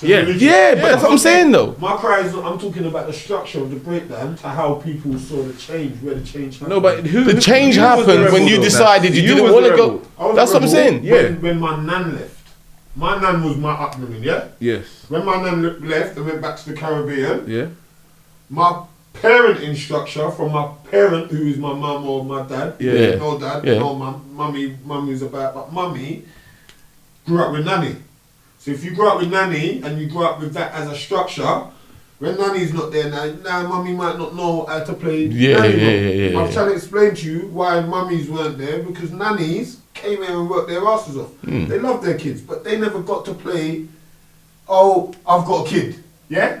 So imagine all of these grandparents, that's why we had that cultural, every Sunday you're gonna be, everyone's at that one house. Yeah. Yeah, they got their family together. Definitely. They was working their asses off, yeah? Definitely. Then our parents came up and had kids. It was a bit more relaxed, that relaxed environment. Remember they was working, our parents were running around doing what they was doing, thinking they was them guys. Well, that's a whole different parenting. That doesn't mean someone got relaxed. That's what I'm saying though. That's what I'm saying. They never got relaxed. No, but they didn't. The same way you was the rebel is the same way our parents were Yeah, rebels. cool. Which I respect what I'm trying to say to you. But then when the grandparents took that logic, because they wanted that relationship with the kids. That's why a lot of kids or people my age grew up with their grandparents, because the grandparents was happy to go to work. That's where Caribbeans are from. Our movement was to help each other. Yeah. When we grew up, yeah? You lot go to work, we look after the kids. We're not doing nothing now. We grew up with the grandparents. When our grandparents was too old to, and man was getting a bit too bad, and we're not coming to church, and because that's where man's badness got from. Grandparents can't do the karate kick like mummy could do it most probably, but mummy might not have been there to do it, innit? The structure you're under was just different, innit? It was, relaxed but that's where it got relaxed. It got relaxed within So the, did it get but it's a whole, relaxed? it got relaxed with a whole different person. Well, that's my whole point. But that's what he's saying. So we're saying, But it's still a structure of how no, but it's it's coming away from the structure that was given. That's I'm saying, bro. That's it. You see your uncles, you might have to manage yourself in the shop. That's what I'm saying, bro. Like I said, there's 3 questions that I put on the table. Did your parents carry that on? That's what I'm saying to you. So, for instance, when my nan and that left, there was no other family member to play rock, yeah? Because that's the main yard, yeah? Yeah. Does the other family member, is there another family member who carries it on and everyone's at this yard? No, okay. You're not acting like there was another structure. No. Listen to what you said. You don't go to your family Sunday dinners without nanny now. All right, well, let me ask. You go to nanny's yard, are you going to your auntie's yard, or this your uncle's yard? No. I fully hear your point, but it's specific. Has anyone done it? Has anyone done Sunday dinner at auntie's yard? No. Or is it nanny's structure? Cool. Right. When nanny structure came out, Let him answer the question now, man. change. All right, so That's what I'm asking. right, okay. So Don't the try question to is, shut me down the and question ask is, me. the question is, Talking about. the question is, Listen. are you going to anyone else's house after nanny's house? The answer, in my experience, is Rock in the yes. family. No, the answer of my experience is yes. Yeah. Yeah. Which is good. Yeah. So, like I said, Different. but let me just finish though. You made 2 points. The first point you made is about a rock of a family, and then the next point you made is about the structure. Now the structure doesn't go with the rock. Yeah, fair enough. Let me finish. If the rock was the rock, then the structure's in place, because that's what the rocks are solid. They don't move. That's why you call it the rock. Do you understand what I'm saying? So that whole tradition, that whole structure, because the structure is in place. Do you understand? So whether the rock is there or the rock goes, if the rock was solid, like the rock was solid, because we know the rocks are solid, that's why we call them the rocks. That's right. They left the structure. They did. Does someone carry So- on? Yeah. No. So you've answered the question 3 times. No, but you've answered the question 3 times because that's the point. That's the point. The structure was in place. The structure's there. You looked at it and decided. And people never decided to continue the structure. That's the truth. Do you get what I'm saying? So Because if there you was know- a lot of discipline. There was a lot of in that the direction. People Them were time, disciplined, yeah. mate. Yeah. You saw the people. Yeah. The people were very disciplined, even down to when they chose to leave. They could have left years before that. Yeah. Do you get what I'm saying? But they never left until they finished the plan. To their own detriment, half of the time. Do you get what I mean? Because half of them are going back to countries and thawing out. Like when you take a piece of meat out the freezer. Do you understand what I'm saying? They're going back to countries to thaw out and die. They can't even enjoy the house that they built or the little 1 and 2 little perks they might have. Do you understand what I'm saying? And they done that to make sure the structure was in place and that everything can. Do you know what I mean? Do you get what I mean? So when they left, Everything shouldn't collapse. It shouldn't. But people are But it fucking does. westernized. And it man. can. And that's the point. Thank you. So, People and were that's the point. That's People fair. started living to their likes and dislikes. Do you get what I'm saying? Due to the systematic, just due to the systematic way. And due Due to to the not systematic having discipline. Yeah. Is that time gone now? Yeah. Or can we? Because I believe in myself. Obviously, people grow up. You get your flat, your first flat. You do it how you flipping saw the flats when you grew up. Might get a leather sofa. This. What I'm saying to you, I believe I'm gonna have a structure in my movement, in my family, where I might be the. This is you're coming to Nanny's house. You're coming to Granddad's house. This is the movement. But that's what this conversation is Yeah, about. and that's the point. I saw that. Yeah, So that was my practice. And that will be steeped in. So I'm working towards. No, and that's what I'm saying. And that will be steeped in your own traditions, Yeah. your own beliefs. How you- Do you get what I mean? Your own things. Simple, yeah. So what I'm saying is the reason why we was always around nannies is because That Nanny rock was did the- Christmas, I'm assuming, if you was Christian. Yeah. Do you know what I mean? Or if you was Muslim, then you'd all go around there. If you was breaking your fast or whatever it was. But they were the people, that was the places you went. Do you know what I mean? And it was all based That was the around structure. what? Family together. Yeah, but what? The structure. Religion, mate. Your religion. The same thing everybody's quick to diss today. Let me ask you something, Jay. Yeah, So, from what we've seen, how long do you think a culture can last in a new environment? That's hard. That just depends on the environment. Depends on the terrain, as they would say. You know what I mean? But yeah, I wouldn't like to put a time frame on it, but it just depends. It depends. How many generations? Because It depends. From It what we've depends. seen, It depends. from what we've seen, Well, from the first generation, some people would say it's already. Do you get what I'm saying? It's already gone left. If you talk to the real traditionalists, hard back. Do you get what I'm saying? But if you're talking just generally, I'd say probably 2, 3, and you're probably out there. completely. No, not completely, but 'Cause- it's pretty much like it's a different. You're dealing with a different thing now. That's You're how- dealing with something that's how else it's now. looking. Do you get what I mean? They might be entrenched in whatever, but they are now something else. Ever since social media and internet worldwide, do you feel like that's had a rapid change on Technology, yeah. on other countries? Modern So you know, like, technology, do you feel like that's brought them up to speed? So whatever culture that they was kind of keeping, sorry, do you feel like social media is kind of bringing them up to this funny place that we are course. at in this Western world?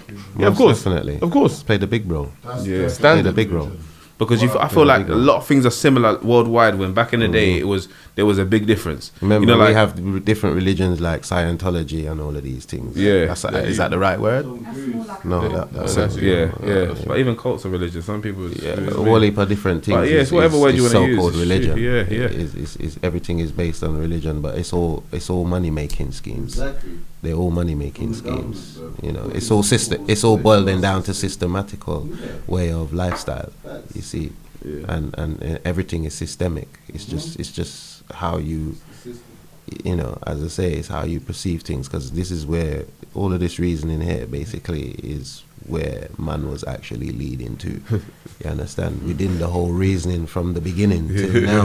So it's great the way how the reasoning is actually going, because when you're talking this is what it boils down spiritual, to. things start happening. Well, you know what I mean? you have to remember, Yeah. spirituality is not just the spiritual world that we think, that is for the unseen eye. Yeah. Yeah, because when we think of spirituality, that's the first thing people think. Exactly. Yeah, like what we can't see. Yeah. Like for instance, the aura around you and the Yeah, aura yeah, around yeah, me. yeah. You can't see it. That's right. But if you're highly spiritual, you can acknowledge these things No, around fully, people. fully. You can pick up people's senses. Like Yeah. for instance, personally speaking, sometimes I find like whatever, like for the month that when me born, more time I find the people that are born around that same time, I get a high connection with them. Yeah, definitely. Yeah, Definitely. and I pick up senses. Definitely. And I can tell them like, say.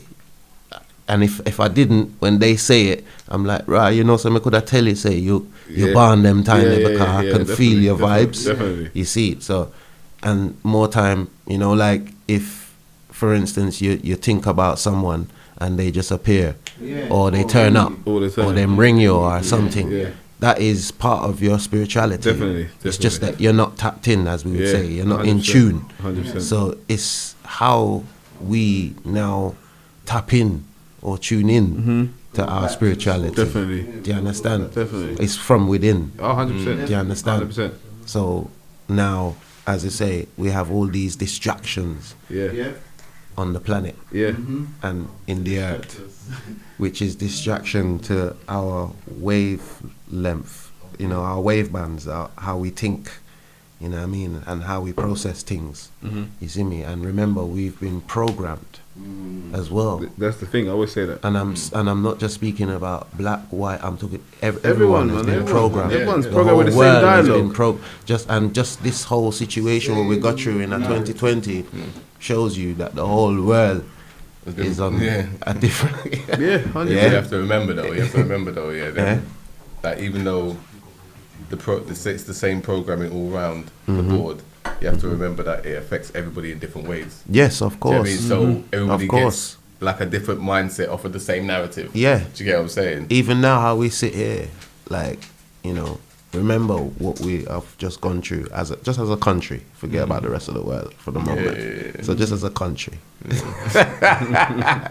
And here in London, which part we are there, you know, and even the subjects what we're hitting on, you know, and to hear people's opinions, you know, Passions. and how they see things and what's important, because some of the time when you pass people every day, you don't realize what actually, and even some of the people who you sit down next to every day, you don't know what's actually important to that person. 100%. And what they're passionate about. Yep.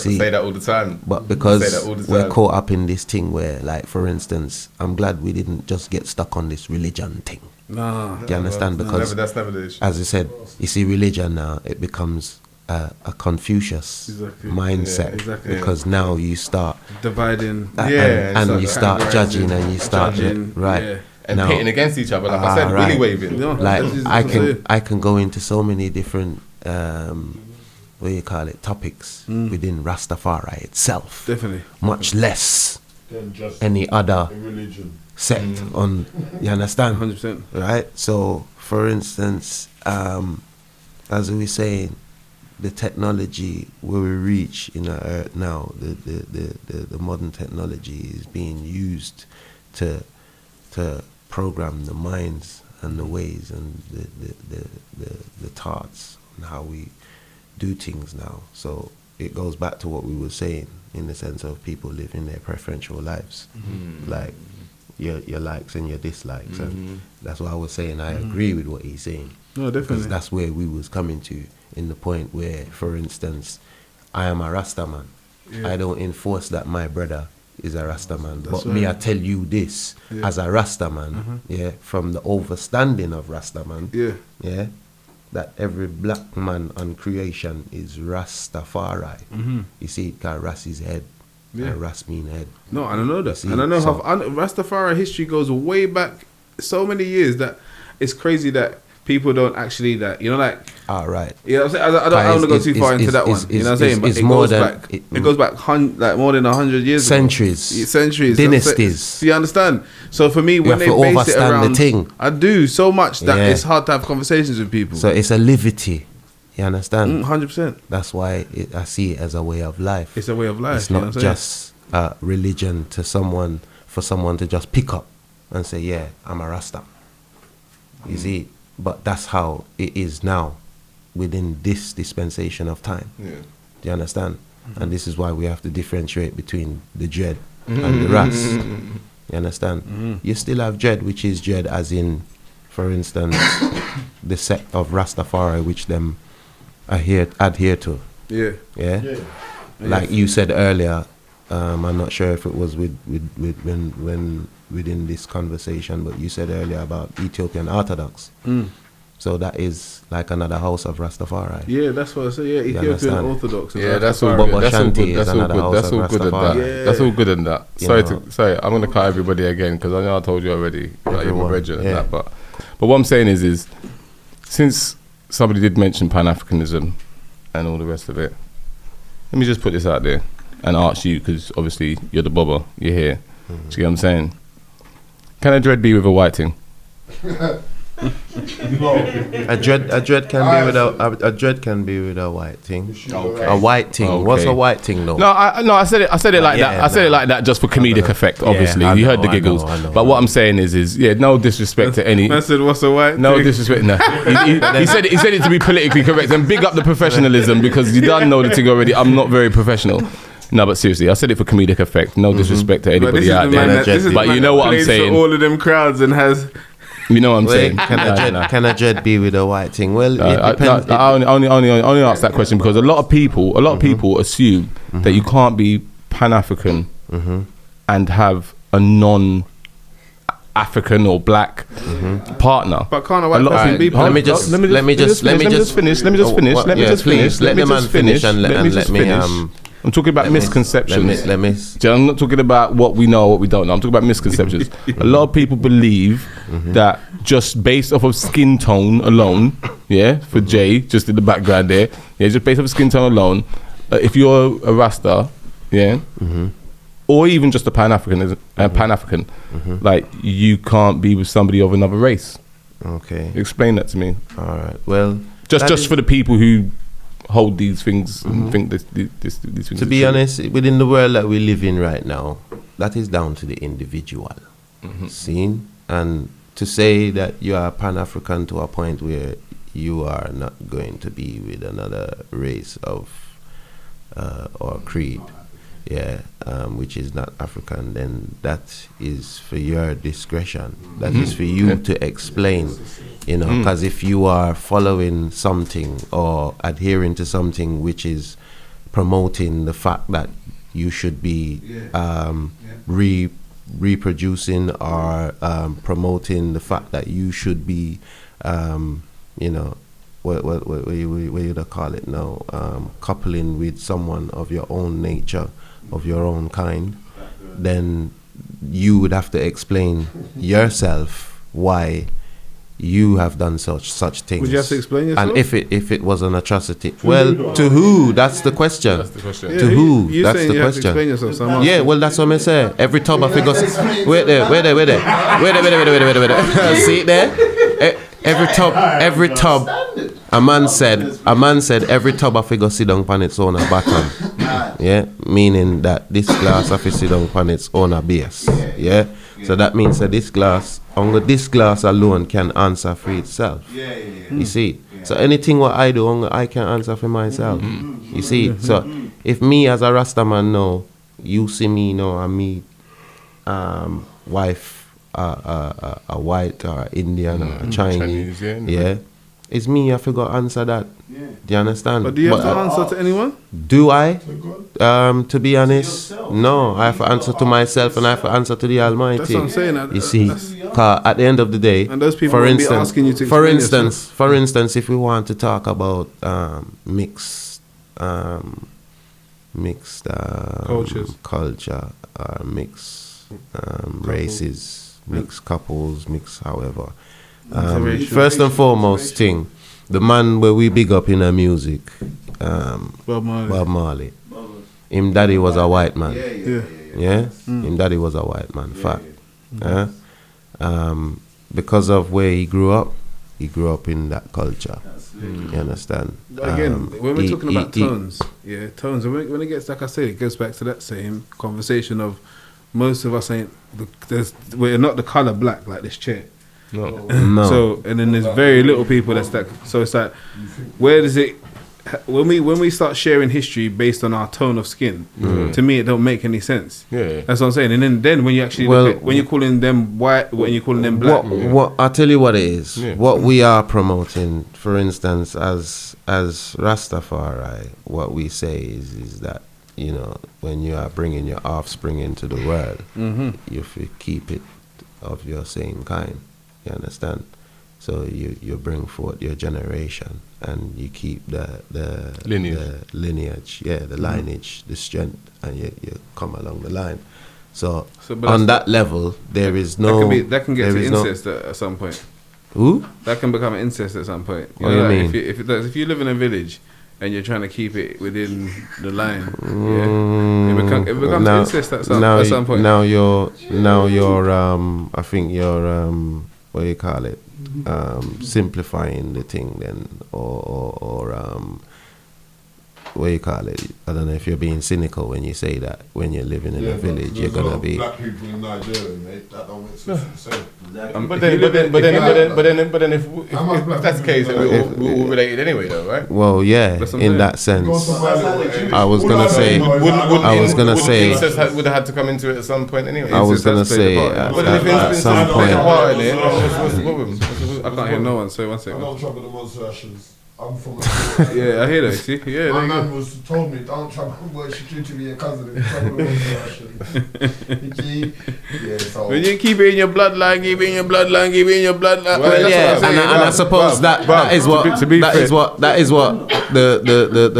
the question was based on. You know, if someone goes with someone, is it right or is it wrong? Well, I would say in the eyes of who, because for me to question that at this point in life where there is a whole heap, you know, in our story and in history, where mixed race couples exist and children are there, check your DNA, so the life is there. But at the same time, as you got Dessa, you know, for instance, when you look at our story differently through slavery, we are all kind of like diluted in some form. I don't believe in slavery. You don't believe in slavery? Okay, then that's another issue again. That's why you must love my people. That's another. I don't believe in the way they tell it. People are still slaves to this day. Well, that's another. See there. You see, that's like this is what I'm saying. we're talking and we're going into because I've said that's how it goes. It's a draw. It's called reasoning. Yeah, no, but it's the draw out though. And like I said, true. But anyway, go. To believe or not to believe. From slavery. It's not to believe or not to believe. Yeah. You see, yeah. We did that enslave ourselves long before we get enslaved by the so-called white man. If that was the case, then however the story goes, you see, because I wasn't there. That's so right. To be honest, I can only go by what I've read or what I've heard. Thank you. What about what you've lived? So when me live, me know said it right now we're living. If we want to speak about slavery, you just said something, and I will say that I kind of agree with that because, in the sense of, is a modern slave ship we are living in right now. Definitely. Modern slavery due being that, as I said earlier, for instance, the programming. The brainwashing. Thank you. People think that we've been brainwashed. That's right. No, our brains need washing right now. No, our brains need washing right now. It's like when you go into the kitchen and you take up a plate and a cup and you use it. Yeah. When you use it, it's dirty. Now you have to wash. Oh, I see you. You see me? That's a deep one. Yeah. We're confused right now. We're contaminated. You see it? Like it's dirty. Yeah. It needs sanitized now. No, you see me? I like that one. Yeah, man. Like That's what's happening to us as a people differently. Cool. And not even just us, but other races of people too. Everybody. Do you understand? Because Definitely. and this is where I said it boils down to it's like a humanitarian. It's a humanity. It's a humanity thing. Yeah. Do you understand? And we can delve into so many different things. That's the point of a lot of stuff I've tried to touch on, which is all leading to one point, which we'll get to at some stage. Hopefully not too soon. But the point is, yeah, you're right. It is a humanity thing. I've been saying that a lot. People don't seem to realize it. Obviously, I want to start from the beginning and work my way out, kind of thing. But at the same time,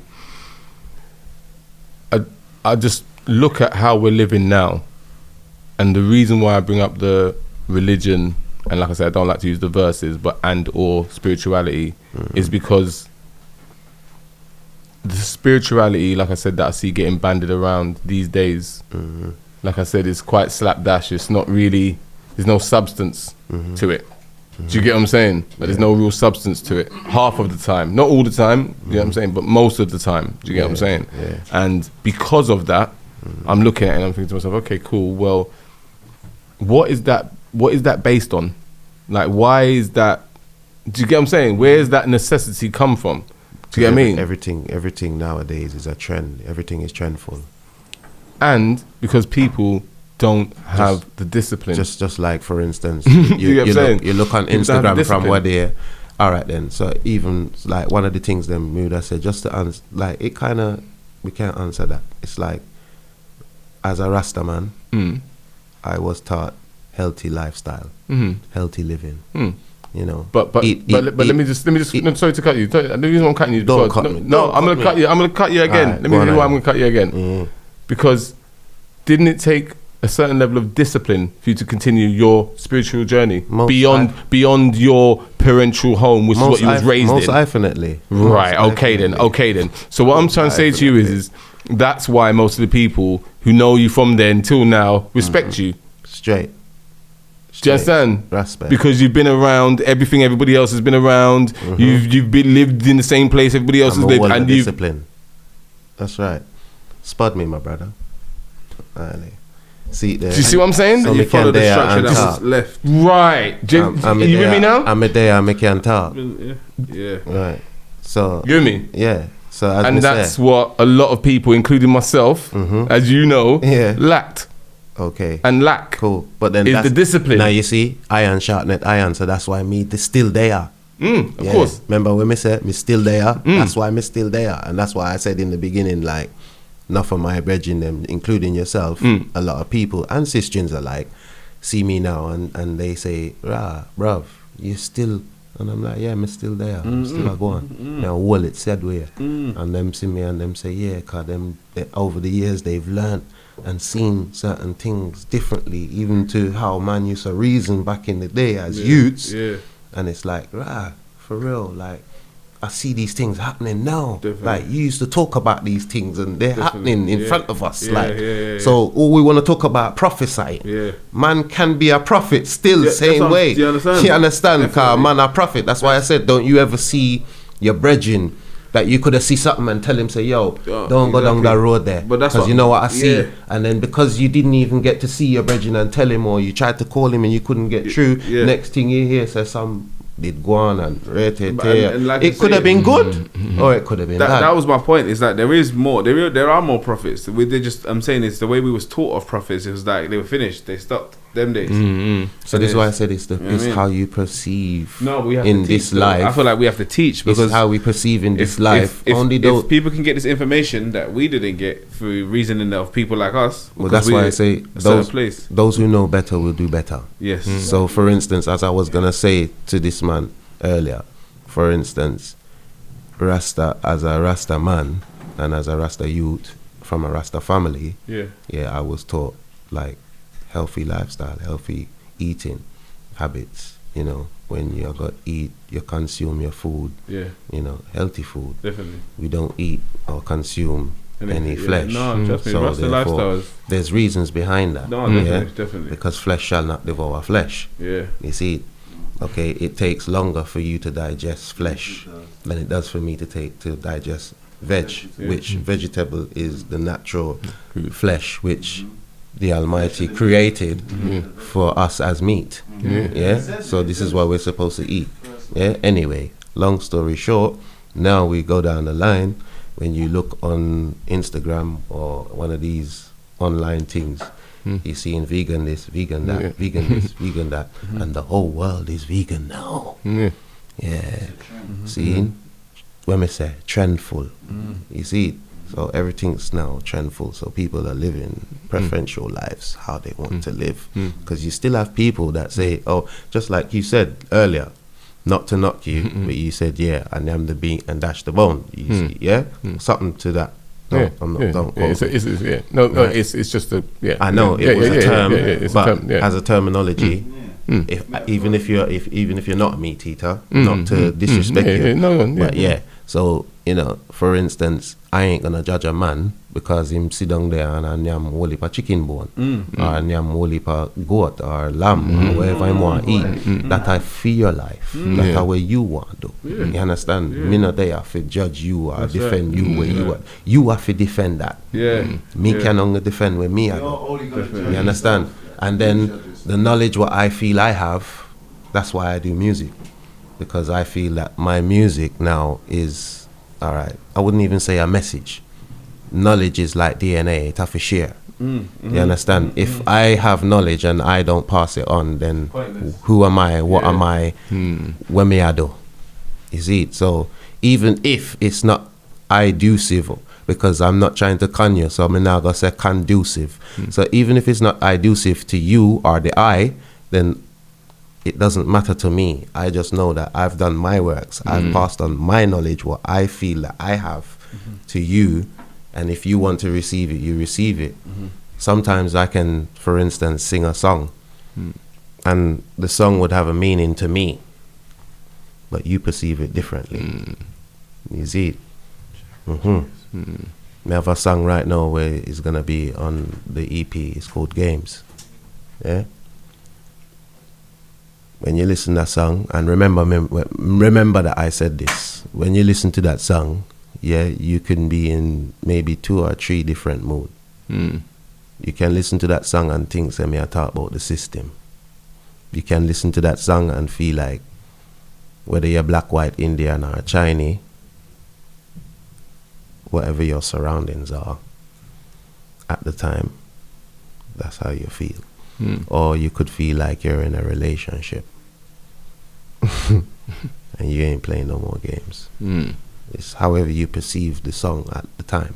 You see me? Whatever you're feeling at the time. You know, sometimes you hear all a bad man song, dance all. Sometimes you feel like the wickedest man per hurt when you hear that song there. It's true. On another occasion, you think, "Wow, what's this man talking about?" Yeah. Turn that off, man. You see what I'm Stressing me saying? out. So, you know, it depends on the mood. Sometimes you could hear all a nice lover's tune, but you're not in the mood to hear the lover's tune. Very true. Yeah, it all hurt your heart because you just split up with your girl. You see what I'm saying? So True. it's how you perceive everything in the long run at the end of the day. So, you know. Then about another misconception. So, do all Rastas smoke weed? Because that's another one you hear a lot. Do all Rastas smoke weed? Yeah, it's another one you hear a lot. A lot of people think Well, all Rastas smoke weed. Loads. Everybody. I smoke a bit of weed. Smoke a bit of weed. Like, I have a little bit of puff. You know, little bit. Thankfully, you're not all Rastas. Thankfully, you're not you know what I mean? you're the only Rasta. Me love my I was gonna herb. make a joke. Me love my herbs still. Me love my herbs. As Rasta man, I smoke herb, I burn herb, I use herb, I utilize herb. Herb is my sacrilege. Herb is my everyday. It's part of my everyday. They would have said diet, but it's part of my everyday intake. So yeah, it's part of my diet. Not every Rasta man use herb. How would we say this is now? Like them don't smoke it, so they don't.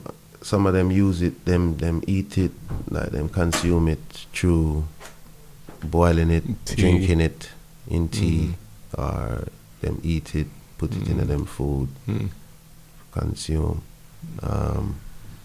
But they don't smoke it. So not every Rastaman use herb in that way. The Rastaman do mushrooms. The Rastaman do mushrooms. To be honest, I can't answer for a lot of Rastaman. There is how many millions of Rastaman around the world right now, and especially, as we would say, Rasta is black still from a black perspective. Yeah, as a black man. Yeah, as a black man. As a black man. But we already done covered that already, like, you know. So we know black is a color, but that's how we're gonna define ourselves. So just people can understand the thing, because that's even another subject that we can talk about. You know, I mean, first and foremost, even, you know, as man is a living being. First and foremost. Which is what people like first and address. foremost. Yes, that's what I like to promote. Even before I know myself as a Rastaman, I am a living being. That's right. Yeah. So that's why I practice humanity. Yeah, me practice, you know. Comes first. Yeah, and Rastafari teach me to love one and all. Exactly. That's right. You see? That's right. Yeah, Rastafari is love. Exactly. You see me? You know? Yeah. We teach you that. I mean, just the music alone, reggae music, is universal. You see, that is, and music alone is a universal language. Yeah, as we know, me there Europe, and some people there, you try to talk to them and then you don't understand them and them don't understand you. Yeah? But you see, when the reggae artists them come on the stage and them start sing, and you hear them, and them must sing the words word for word, and you're like, I thought you couldn't speak English. Yeah. They know the song though. They know the song. They know Melody. the song. And that's how you communicate. Like, right, you know the song, right, my thing. So, yeah, you know, the way I say. So, that being said, like, kind of like, where I'm losing myself in the sense of where I was catching what I was just saying to you. So when you go to Europe and you go to the place, people recognize the song through reggae music. 'Cause Yeah, it's so as international. me I say, yeah, like music is the international language. So for instance, it's not a black or white or Indian or a Chinese thing. You know, I first and foremost as a Rasta man now recognizing myself within earth. You understand? Part of the human family, the human being. Right. You see it, I am still, you know, a humanitarian because I acknowledge that. Is that what life- humanitarian means? Humanitarian, and as in the sense of I spread love amongst the people. Okay, yeah. You see, yeah. If something, if I hurt go happen, I'm gonna be concerned. That's good. You understand? If something wrong For happen, anybody. I'm gonna, For anybody. Yeah. That's the point. That's Yeah. right. Anywhere I am, where I I can mean, affect. all right then. From a change personal for the better perspective, than- this man yeah. know me from school days. You understand? As we say, we have about 30 years between me, 30 odd years. So from them age there till now, Just tell everybody, Oh, you you, know what I mean? yeah, you get me. We have to tell them. No, I'm joking. I mean, them have to know our story, though. Yeah. You see, come and I just know. You see, Yeah, mad thing. for real. So it's a good thing still. Yeah, it's Yeah, a there's good not many thing. people you know over 30 years. No, but bro, we're sitting here doing this. Yeah, to like, be how good is this? Like, actually to feels. to be fair, it's mad. Yeah, it is. When now you Yeah. put it like that, you know me. I'm Doesn't care about nothing. No, don't say that, Jay. Mate. I got my own personal That's his issues. favorite See, now- word, yeah.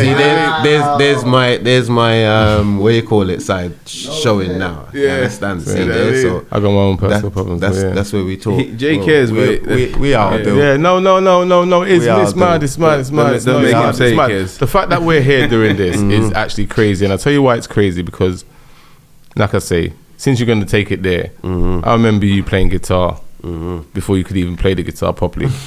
You know, there was- Do you get what I'm saying?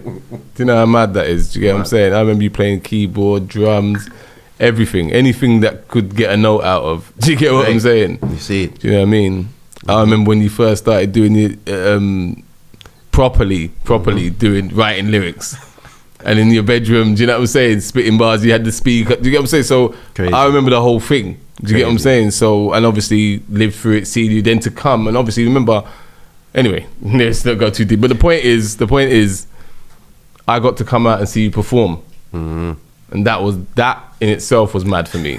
Do you get what I'm saying? Because I'm like looking at you on the stage like, yo, like, do you get what I'm saying? Different person, isn't it? That's Bobo, you get what I'm saying? But like, obviously, performance and you're looking at your brethren like, bruv, it's mad, bruv, it's mad. So yeah, so obviously, to come from there to there to then see you performing where that's mad in itself. Do you know what I mean? So then to be here now, obviously talking to you on the podcast is in itself, yeah, it is a mad moment. Now you say it like that. I never really Big thought up. about it. Maybe I never Big up sat the and really thought podcast. about it. But now you're saying it, yeah, Big for up real. the So podcast. the Big draw up the out drew you podcast. out.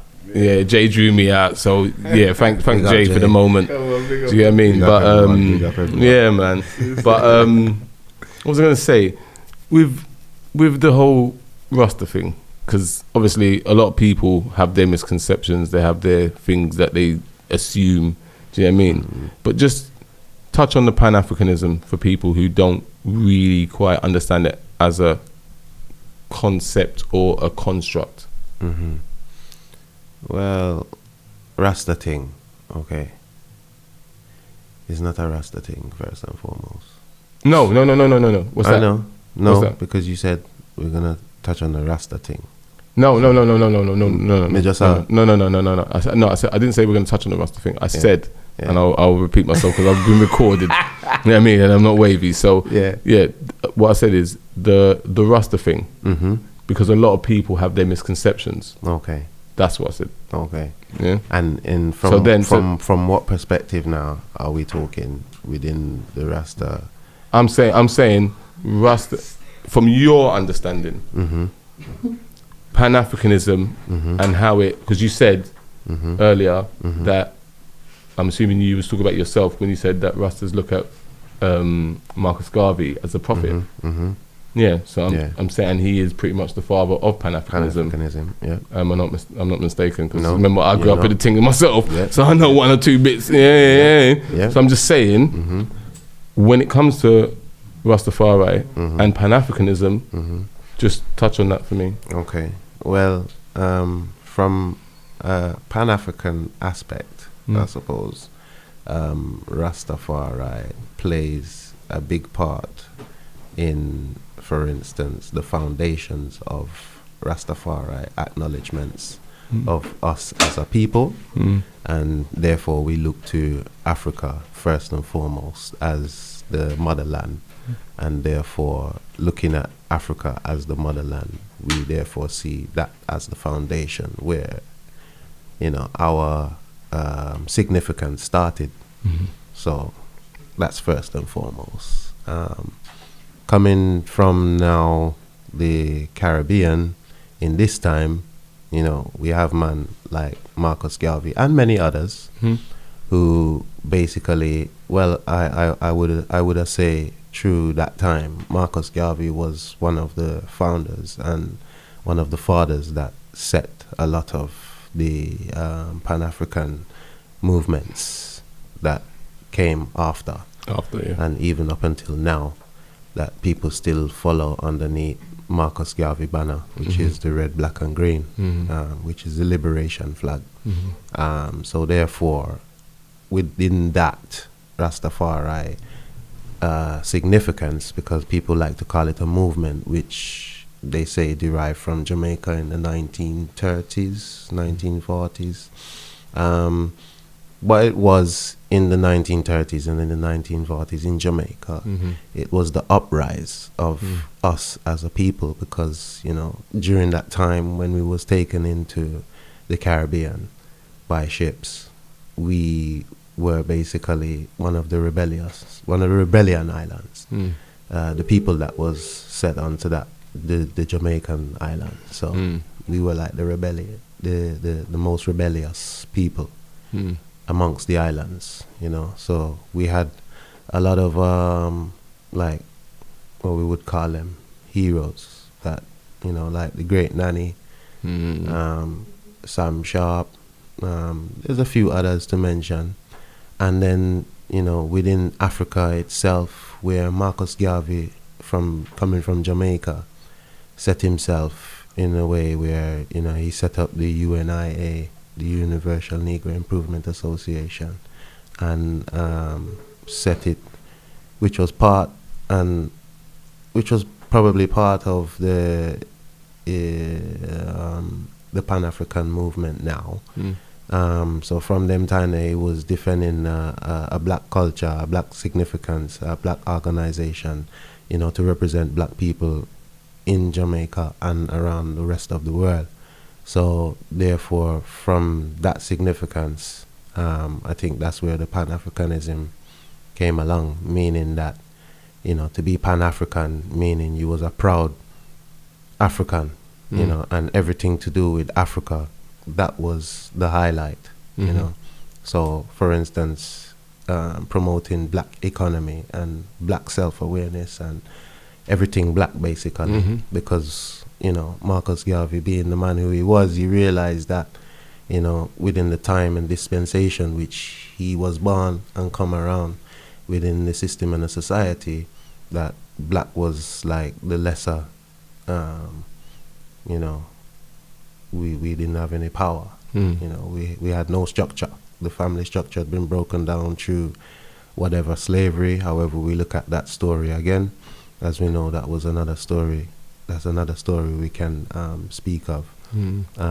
So yeah, basically, from that point of view, standing from a black perspective, and also, you know, from where I was saying earlier that he mentioned certain things, he spoke of certain aspects in life for us as black people to help us move forward within the system and the society to create our own self-reliance, you know, and move forward in life.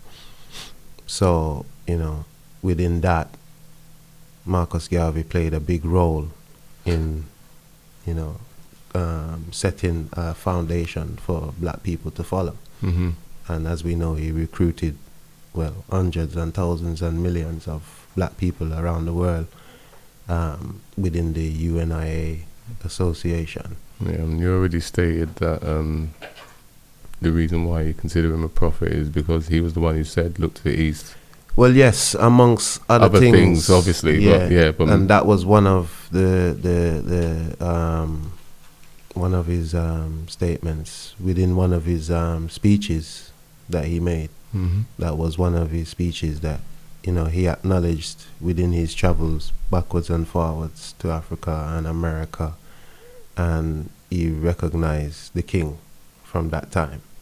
You know, politically, Marcus Garvey had other opinions on the king as well.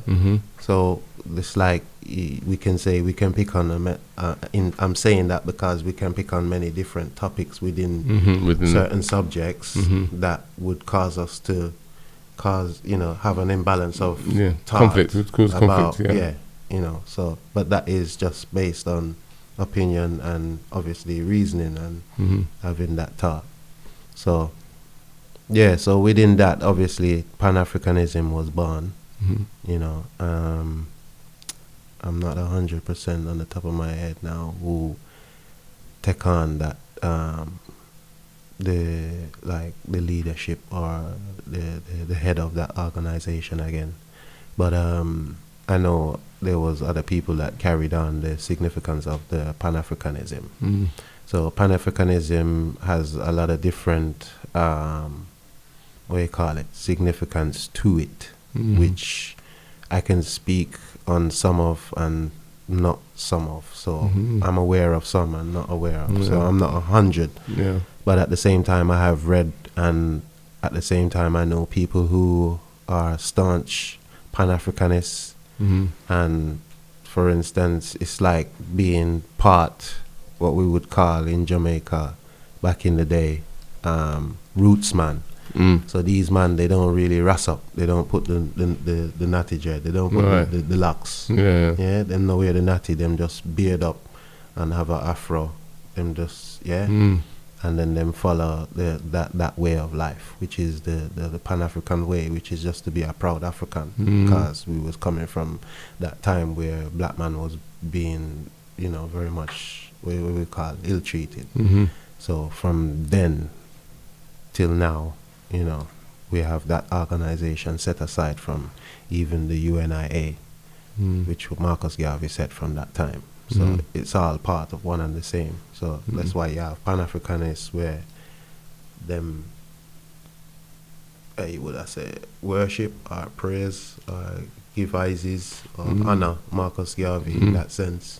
You know, just like I and I as Rastaman, we honor Marcus Garvey for that fact that him stand up for I and I as black people. You see it, and him raise the red, black and green banner. You see it, red, black and green, you know, which is liberation for I and I as a people. So therefore we recognize Marcus Garvey as a great prophet, not only because him say recognize the king, you know, because him point out the king, where, you know, the significance of that is that, you know, prophet, priest and king. Because where there's a prophet, there's a priest, and where there is a priest, there is a king. You see it? So the prophet being now Marcus Garvey, and show with the light of the king.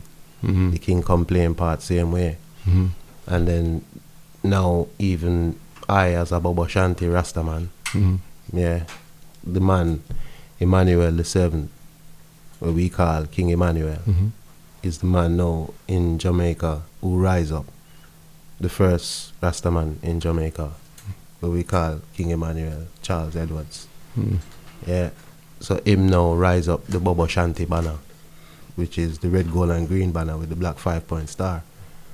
So within that now is like a spiritual order within Rastafari. You see it? So basically that's where you get the knocking of the drums, the heartbeat, and take you back to the spiritual life, in the sense of the spiritual life leading back to the music, the heartbeat music, the 1-2 order. You see it? And the chanting and the prayers, which lead you to where you could have called it churchical, yeah, or sabbatical. Well, then to me, because to me that leads into something else that people would say. I mean, obviously, is another reason. Would you not consider it a religion then? No, it's a way of life. Okay, it's a way of life. So you would look at it as spirituality then? It's a spiritual way of life. Cool. Because as I was saying to this man here earlier, that basically, you know, Rastafari is not just, as I say, them say is a cult from 1930 where rise up in Jamaica.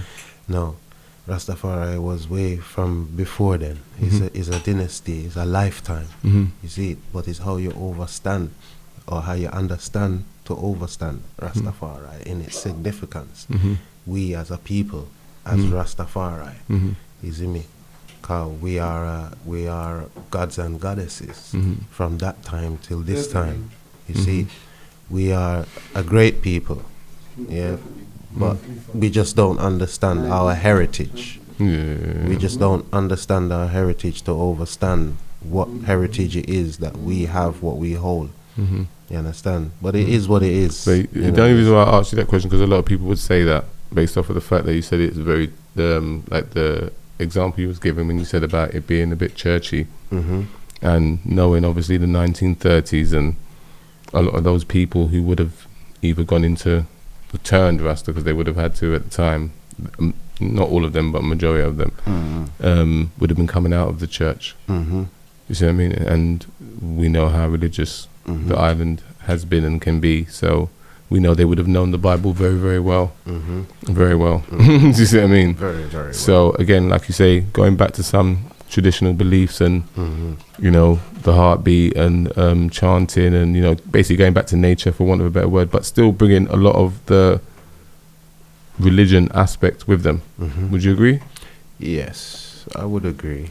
You know, I mean, the reason why I'd say I would agree is because it was already beaten into us. Of course. It was already beaten into us. So a lot of the time you would find, even within Rastafari, you find man and man, or woman and woman, or just people in general who say Rastafari. They're stemming from a churchical background anyway. Of course. Yeah. Before even saying Rastafari. Saying Rastafari now is like the awakening of Rastafari within them. Like, for instance, the awakening of Rastafari in the 1930s. You understand? The awakening of Rastafari, we have to remember, Marcus Garvey could be seen as the first Rastaman, but Marcus Garvey never wear locks. Marcus Garvey was a man who used to go to church. You see it? But we still look at Marcus Garvey for the works. You understand? Because you have to remember, he's the fleshical man. Yeah? So you cannot judge I for the fleshical, for whatever I do in the fleshical, but you have to judge I for my eye works. You see, if I was a rapist and a gunman, you would have judged me for being a rapist and a gunman. Right now, you're looking at me and judging me for being Bobo Blackstar and talking to you on the microphone about my life and my lifestyle and my livity and how I see things within the world. So is another story again. So, you know,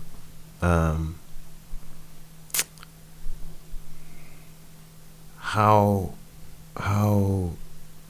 to define the significance of Rastafari to people of the world now.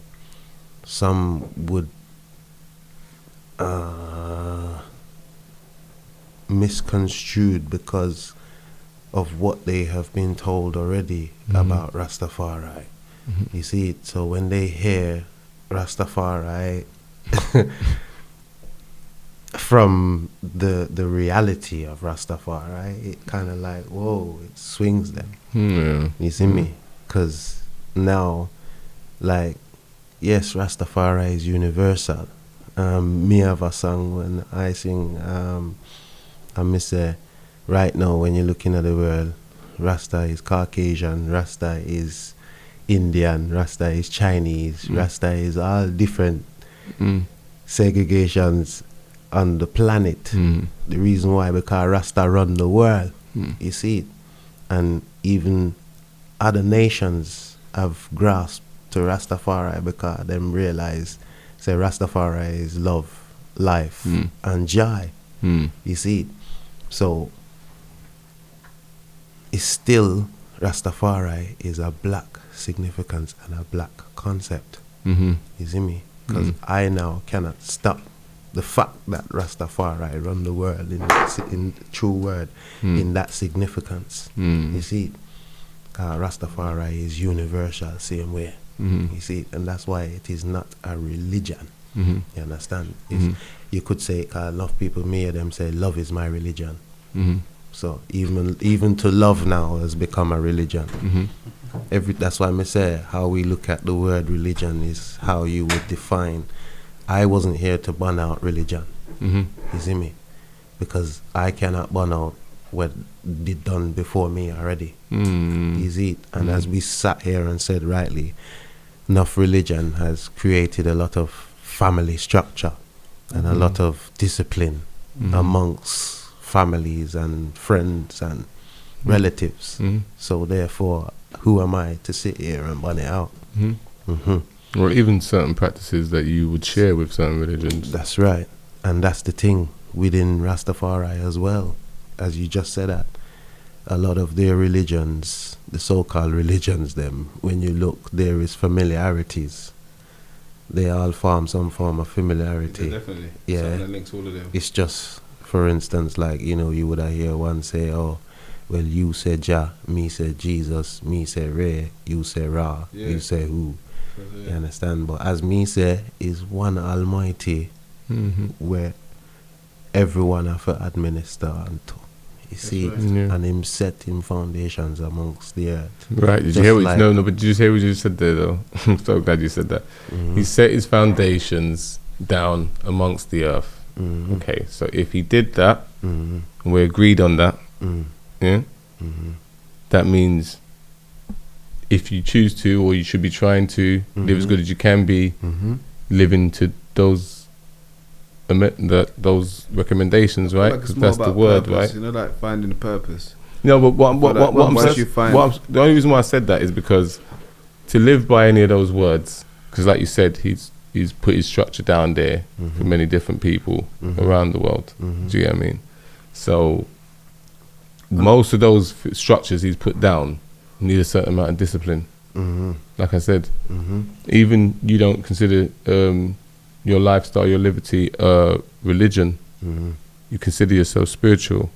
You see what I mean? But even to live your spiritual lifestyle takes a certain amount of discipline. Yeah, and still ascending to spirituality, because man is not as alright then. So there's a saying, people say, oh, I'm not perfect.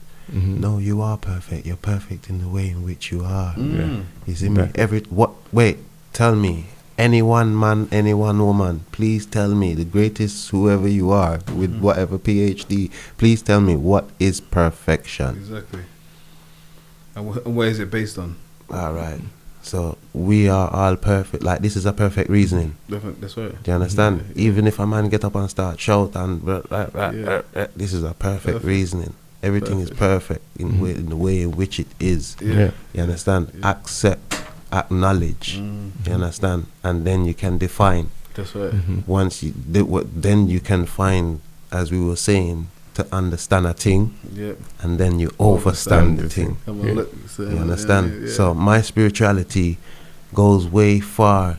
All right, King Selassie is King Selassie in the flesh within this dispensation of time. That's right. But before King Selassie, remember, is like, for instance, the word Selassie means the Trinity, power of the Trinity. Seen? So from remember, it's not just him who carry the power of the Trinity. You understand? Because him is the flesh within this dispensation. You understand? There was another flesh within that dispensation. And within that dispensation. But it's the same man. Yeah. You understand? It's like me now. Like my father birthed me. You understand? And me go birth my children. And my children go birth for them children. And for them children, it's still my father. 100%. It's still me. That's right. It's still them. Them That's just a right. carry Just on the carry on. generation. Yeah, You carry on yourself. Even if you come back as a male or a female, you're carrying on yourself. You're bringing That's back right. yourself. Yeah. That is the gift of life. That's right. That is the eternal life, which That's is the right. gift which the Almighty give unto us as people. Yeah. You understand? Oh, that's Yeah, powerful. people say, "Oh yeah, I wanna when I come back, I wanna be a goat." No, sir. If you bring back yourself in a creation through man's lines and woman womb, then you don't live on already. Yeah. You don't need to worry about that. Yeah. And even if he's a man and you bring forth a girl child, you just bring forth a female self of your own. Do you Of course. understand?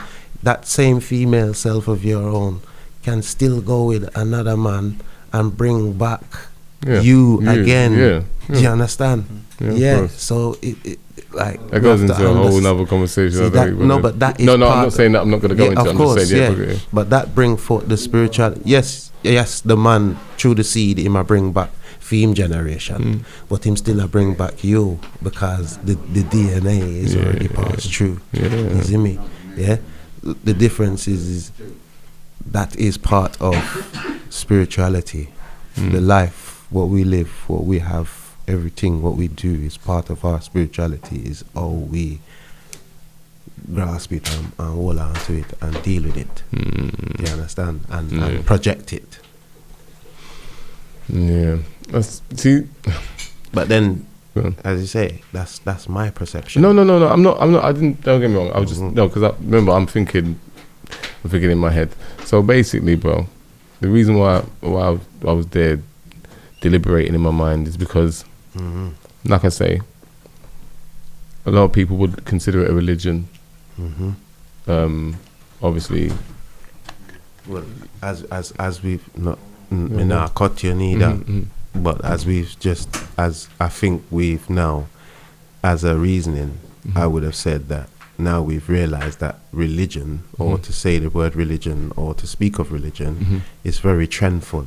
Exactly. Yeah. It's very trendful. Because like I just said a little while ago, not to quote, but I said even love now is seen as a religion. A lot of things are seen as a religion. You understand? Wearing certain clothes or carrying certain things could be seen as a religion now. Everything is a religion now. To smoke weed is a religion. Yeah. Yeah. You know? So yeah. It's To be see, the thing about it is like I said, I know what you're saying, and we are saying the same thing. But the only reason why I'm touching on it is because to the knuckleheads out there who would obviously consider what you do and what you practice, because there is certain practices that come with it. Just like I'm saying, as we touched on before. So some people would consider it a religion. Do you get what I mean? So the fact that you don't, you see what I mean, and obviously you do have practices. And a lot of the people who would have been in it came out of the church. How do you manage to stay away from the dogma or the politics, if there is any, within Rastafari? okay, so personally, you know, And individually. sorry to cut you, because I'm doing it a lot here today. But the only reason why I asked that question is because some people would argue that there's a lot of different sects within Rastafari itself, just like the church. You know what I mean? So some people would argue, like, isn't that just the same as religion, kind of thing? So that's the only reason why I asked you. Well, even within that, yes, it can be seen as the same as religion, if you want to look at it from that point of view, as perspective, being a religion, and which is not a problem. It's not a problem. It's fine, because it's the words and language which we speak. So yeah, for me, that's how, you know, however someone perceives they want to look at Rastafari or the houses of Rastafari, the different houses, because I say the different houses of Rastafari to somewhat causes division, and within that division, that's where we get the confusion, and then because it's now seen as religious, that's why we have the whole heap of confusion within the houses of Rastafari, because now even within the houses of Rastafari, me personally, me say, from you I say Rastafari and me I say Rastafari, we shouldn't have a problem. The reason why is because you I say Rastafari and I say Rastafari. The difference between that now is just the cause of opinion. You see it? So if you have a different opinion to I, the difference is that you as a Rastaman may want to eat some chicken. I as a Rastaman no bun the chicken. I now go eat it. You understand? So you might have a problem with me now I bun the chicken. Me no know, cause the chicken have a problem with me I bun it. Yeah. So therefore it can cause a problem. Likes and dislikes. Likes and dislikes. Okay. You see? So for me now, as you said, the what you call it, the dogma. Yeah, dogma. Right, I stay away from all of that politics within Rastafari. So with my fellow Rasta brethren them, you see, I have to just live good. A Rasta ya say, yeah man, Rastafari, Selassie I live. Give thanks and praises. You see it, and I do me the way how I do me, because in this sense, for instance, from my overstanding of Rastafari, and I just live from that perspective of my overstanding of Rastafari. You see it, and at the same time, whatever spiritual levels I need to uphold or to practice to keep my consciousness on a level, then me know say, as me say, every tub have to sit on its own bottom. So only I can answer for myself. I can't answer for a crowd of people. I can only answer for myself. So if you say you're Rasta and you do whatever you do, however you do it, then you have to go answer for that. The only thing I can say is when people are either say you do a good or say you do a bad, then, you know, me can only say hats off or effort off, you know, flash your natty. Yeah, man, go on, go there. You see it? But differently now from a perspective of severity within, you know, being spiritual from a Rasta perspective. You know, the Bobo Shanti show we a discipline within the house of Rastafari, and through that, like learning as, you know, upbringing, coming up as a youth, man kind of learned certain aspects and still kept that within my livity growing up. So even now as a big man, me can still refer to that and still say, all right, within this system and the society, I've carried myself as best as possible as a Rastaman, to my knowledge, to keep my thing coded as a Rastaman. You see it? Yeah.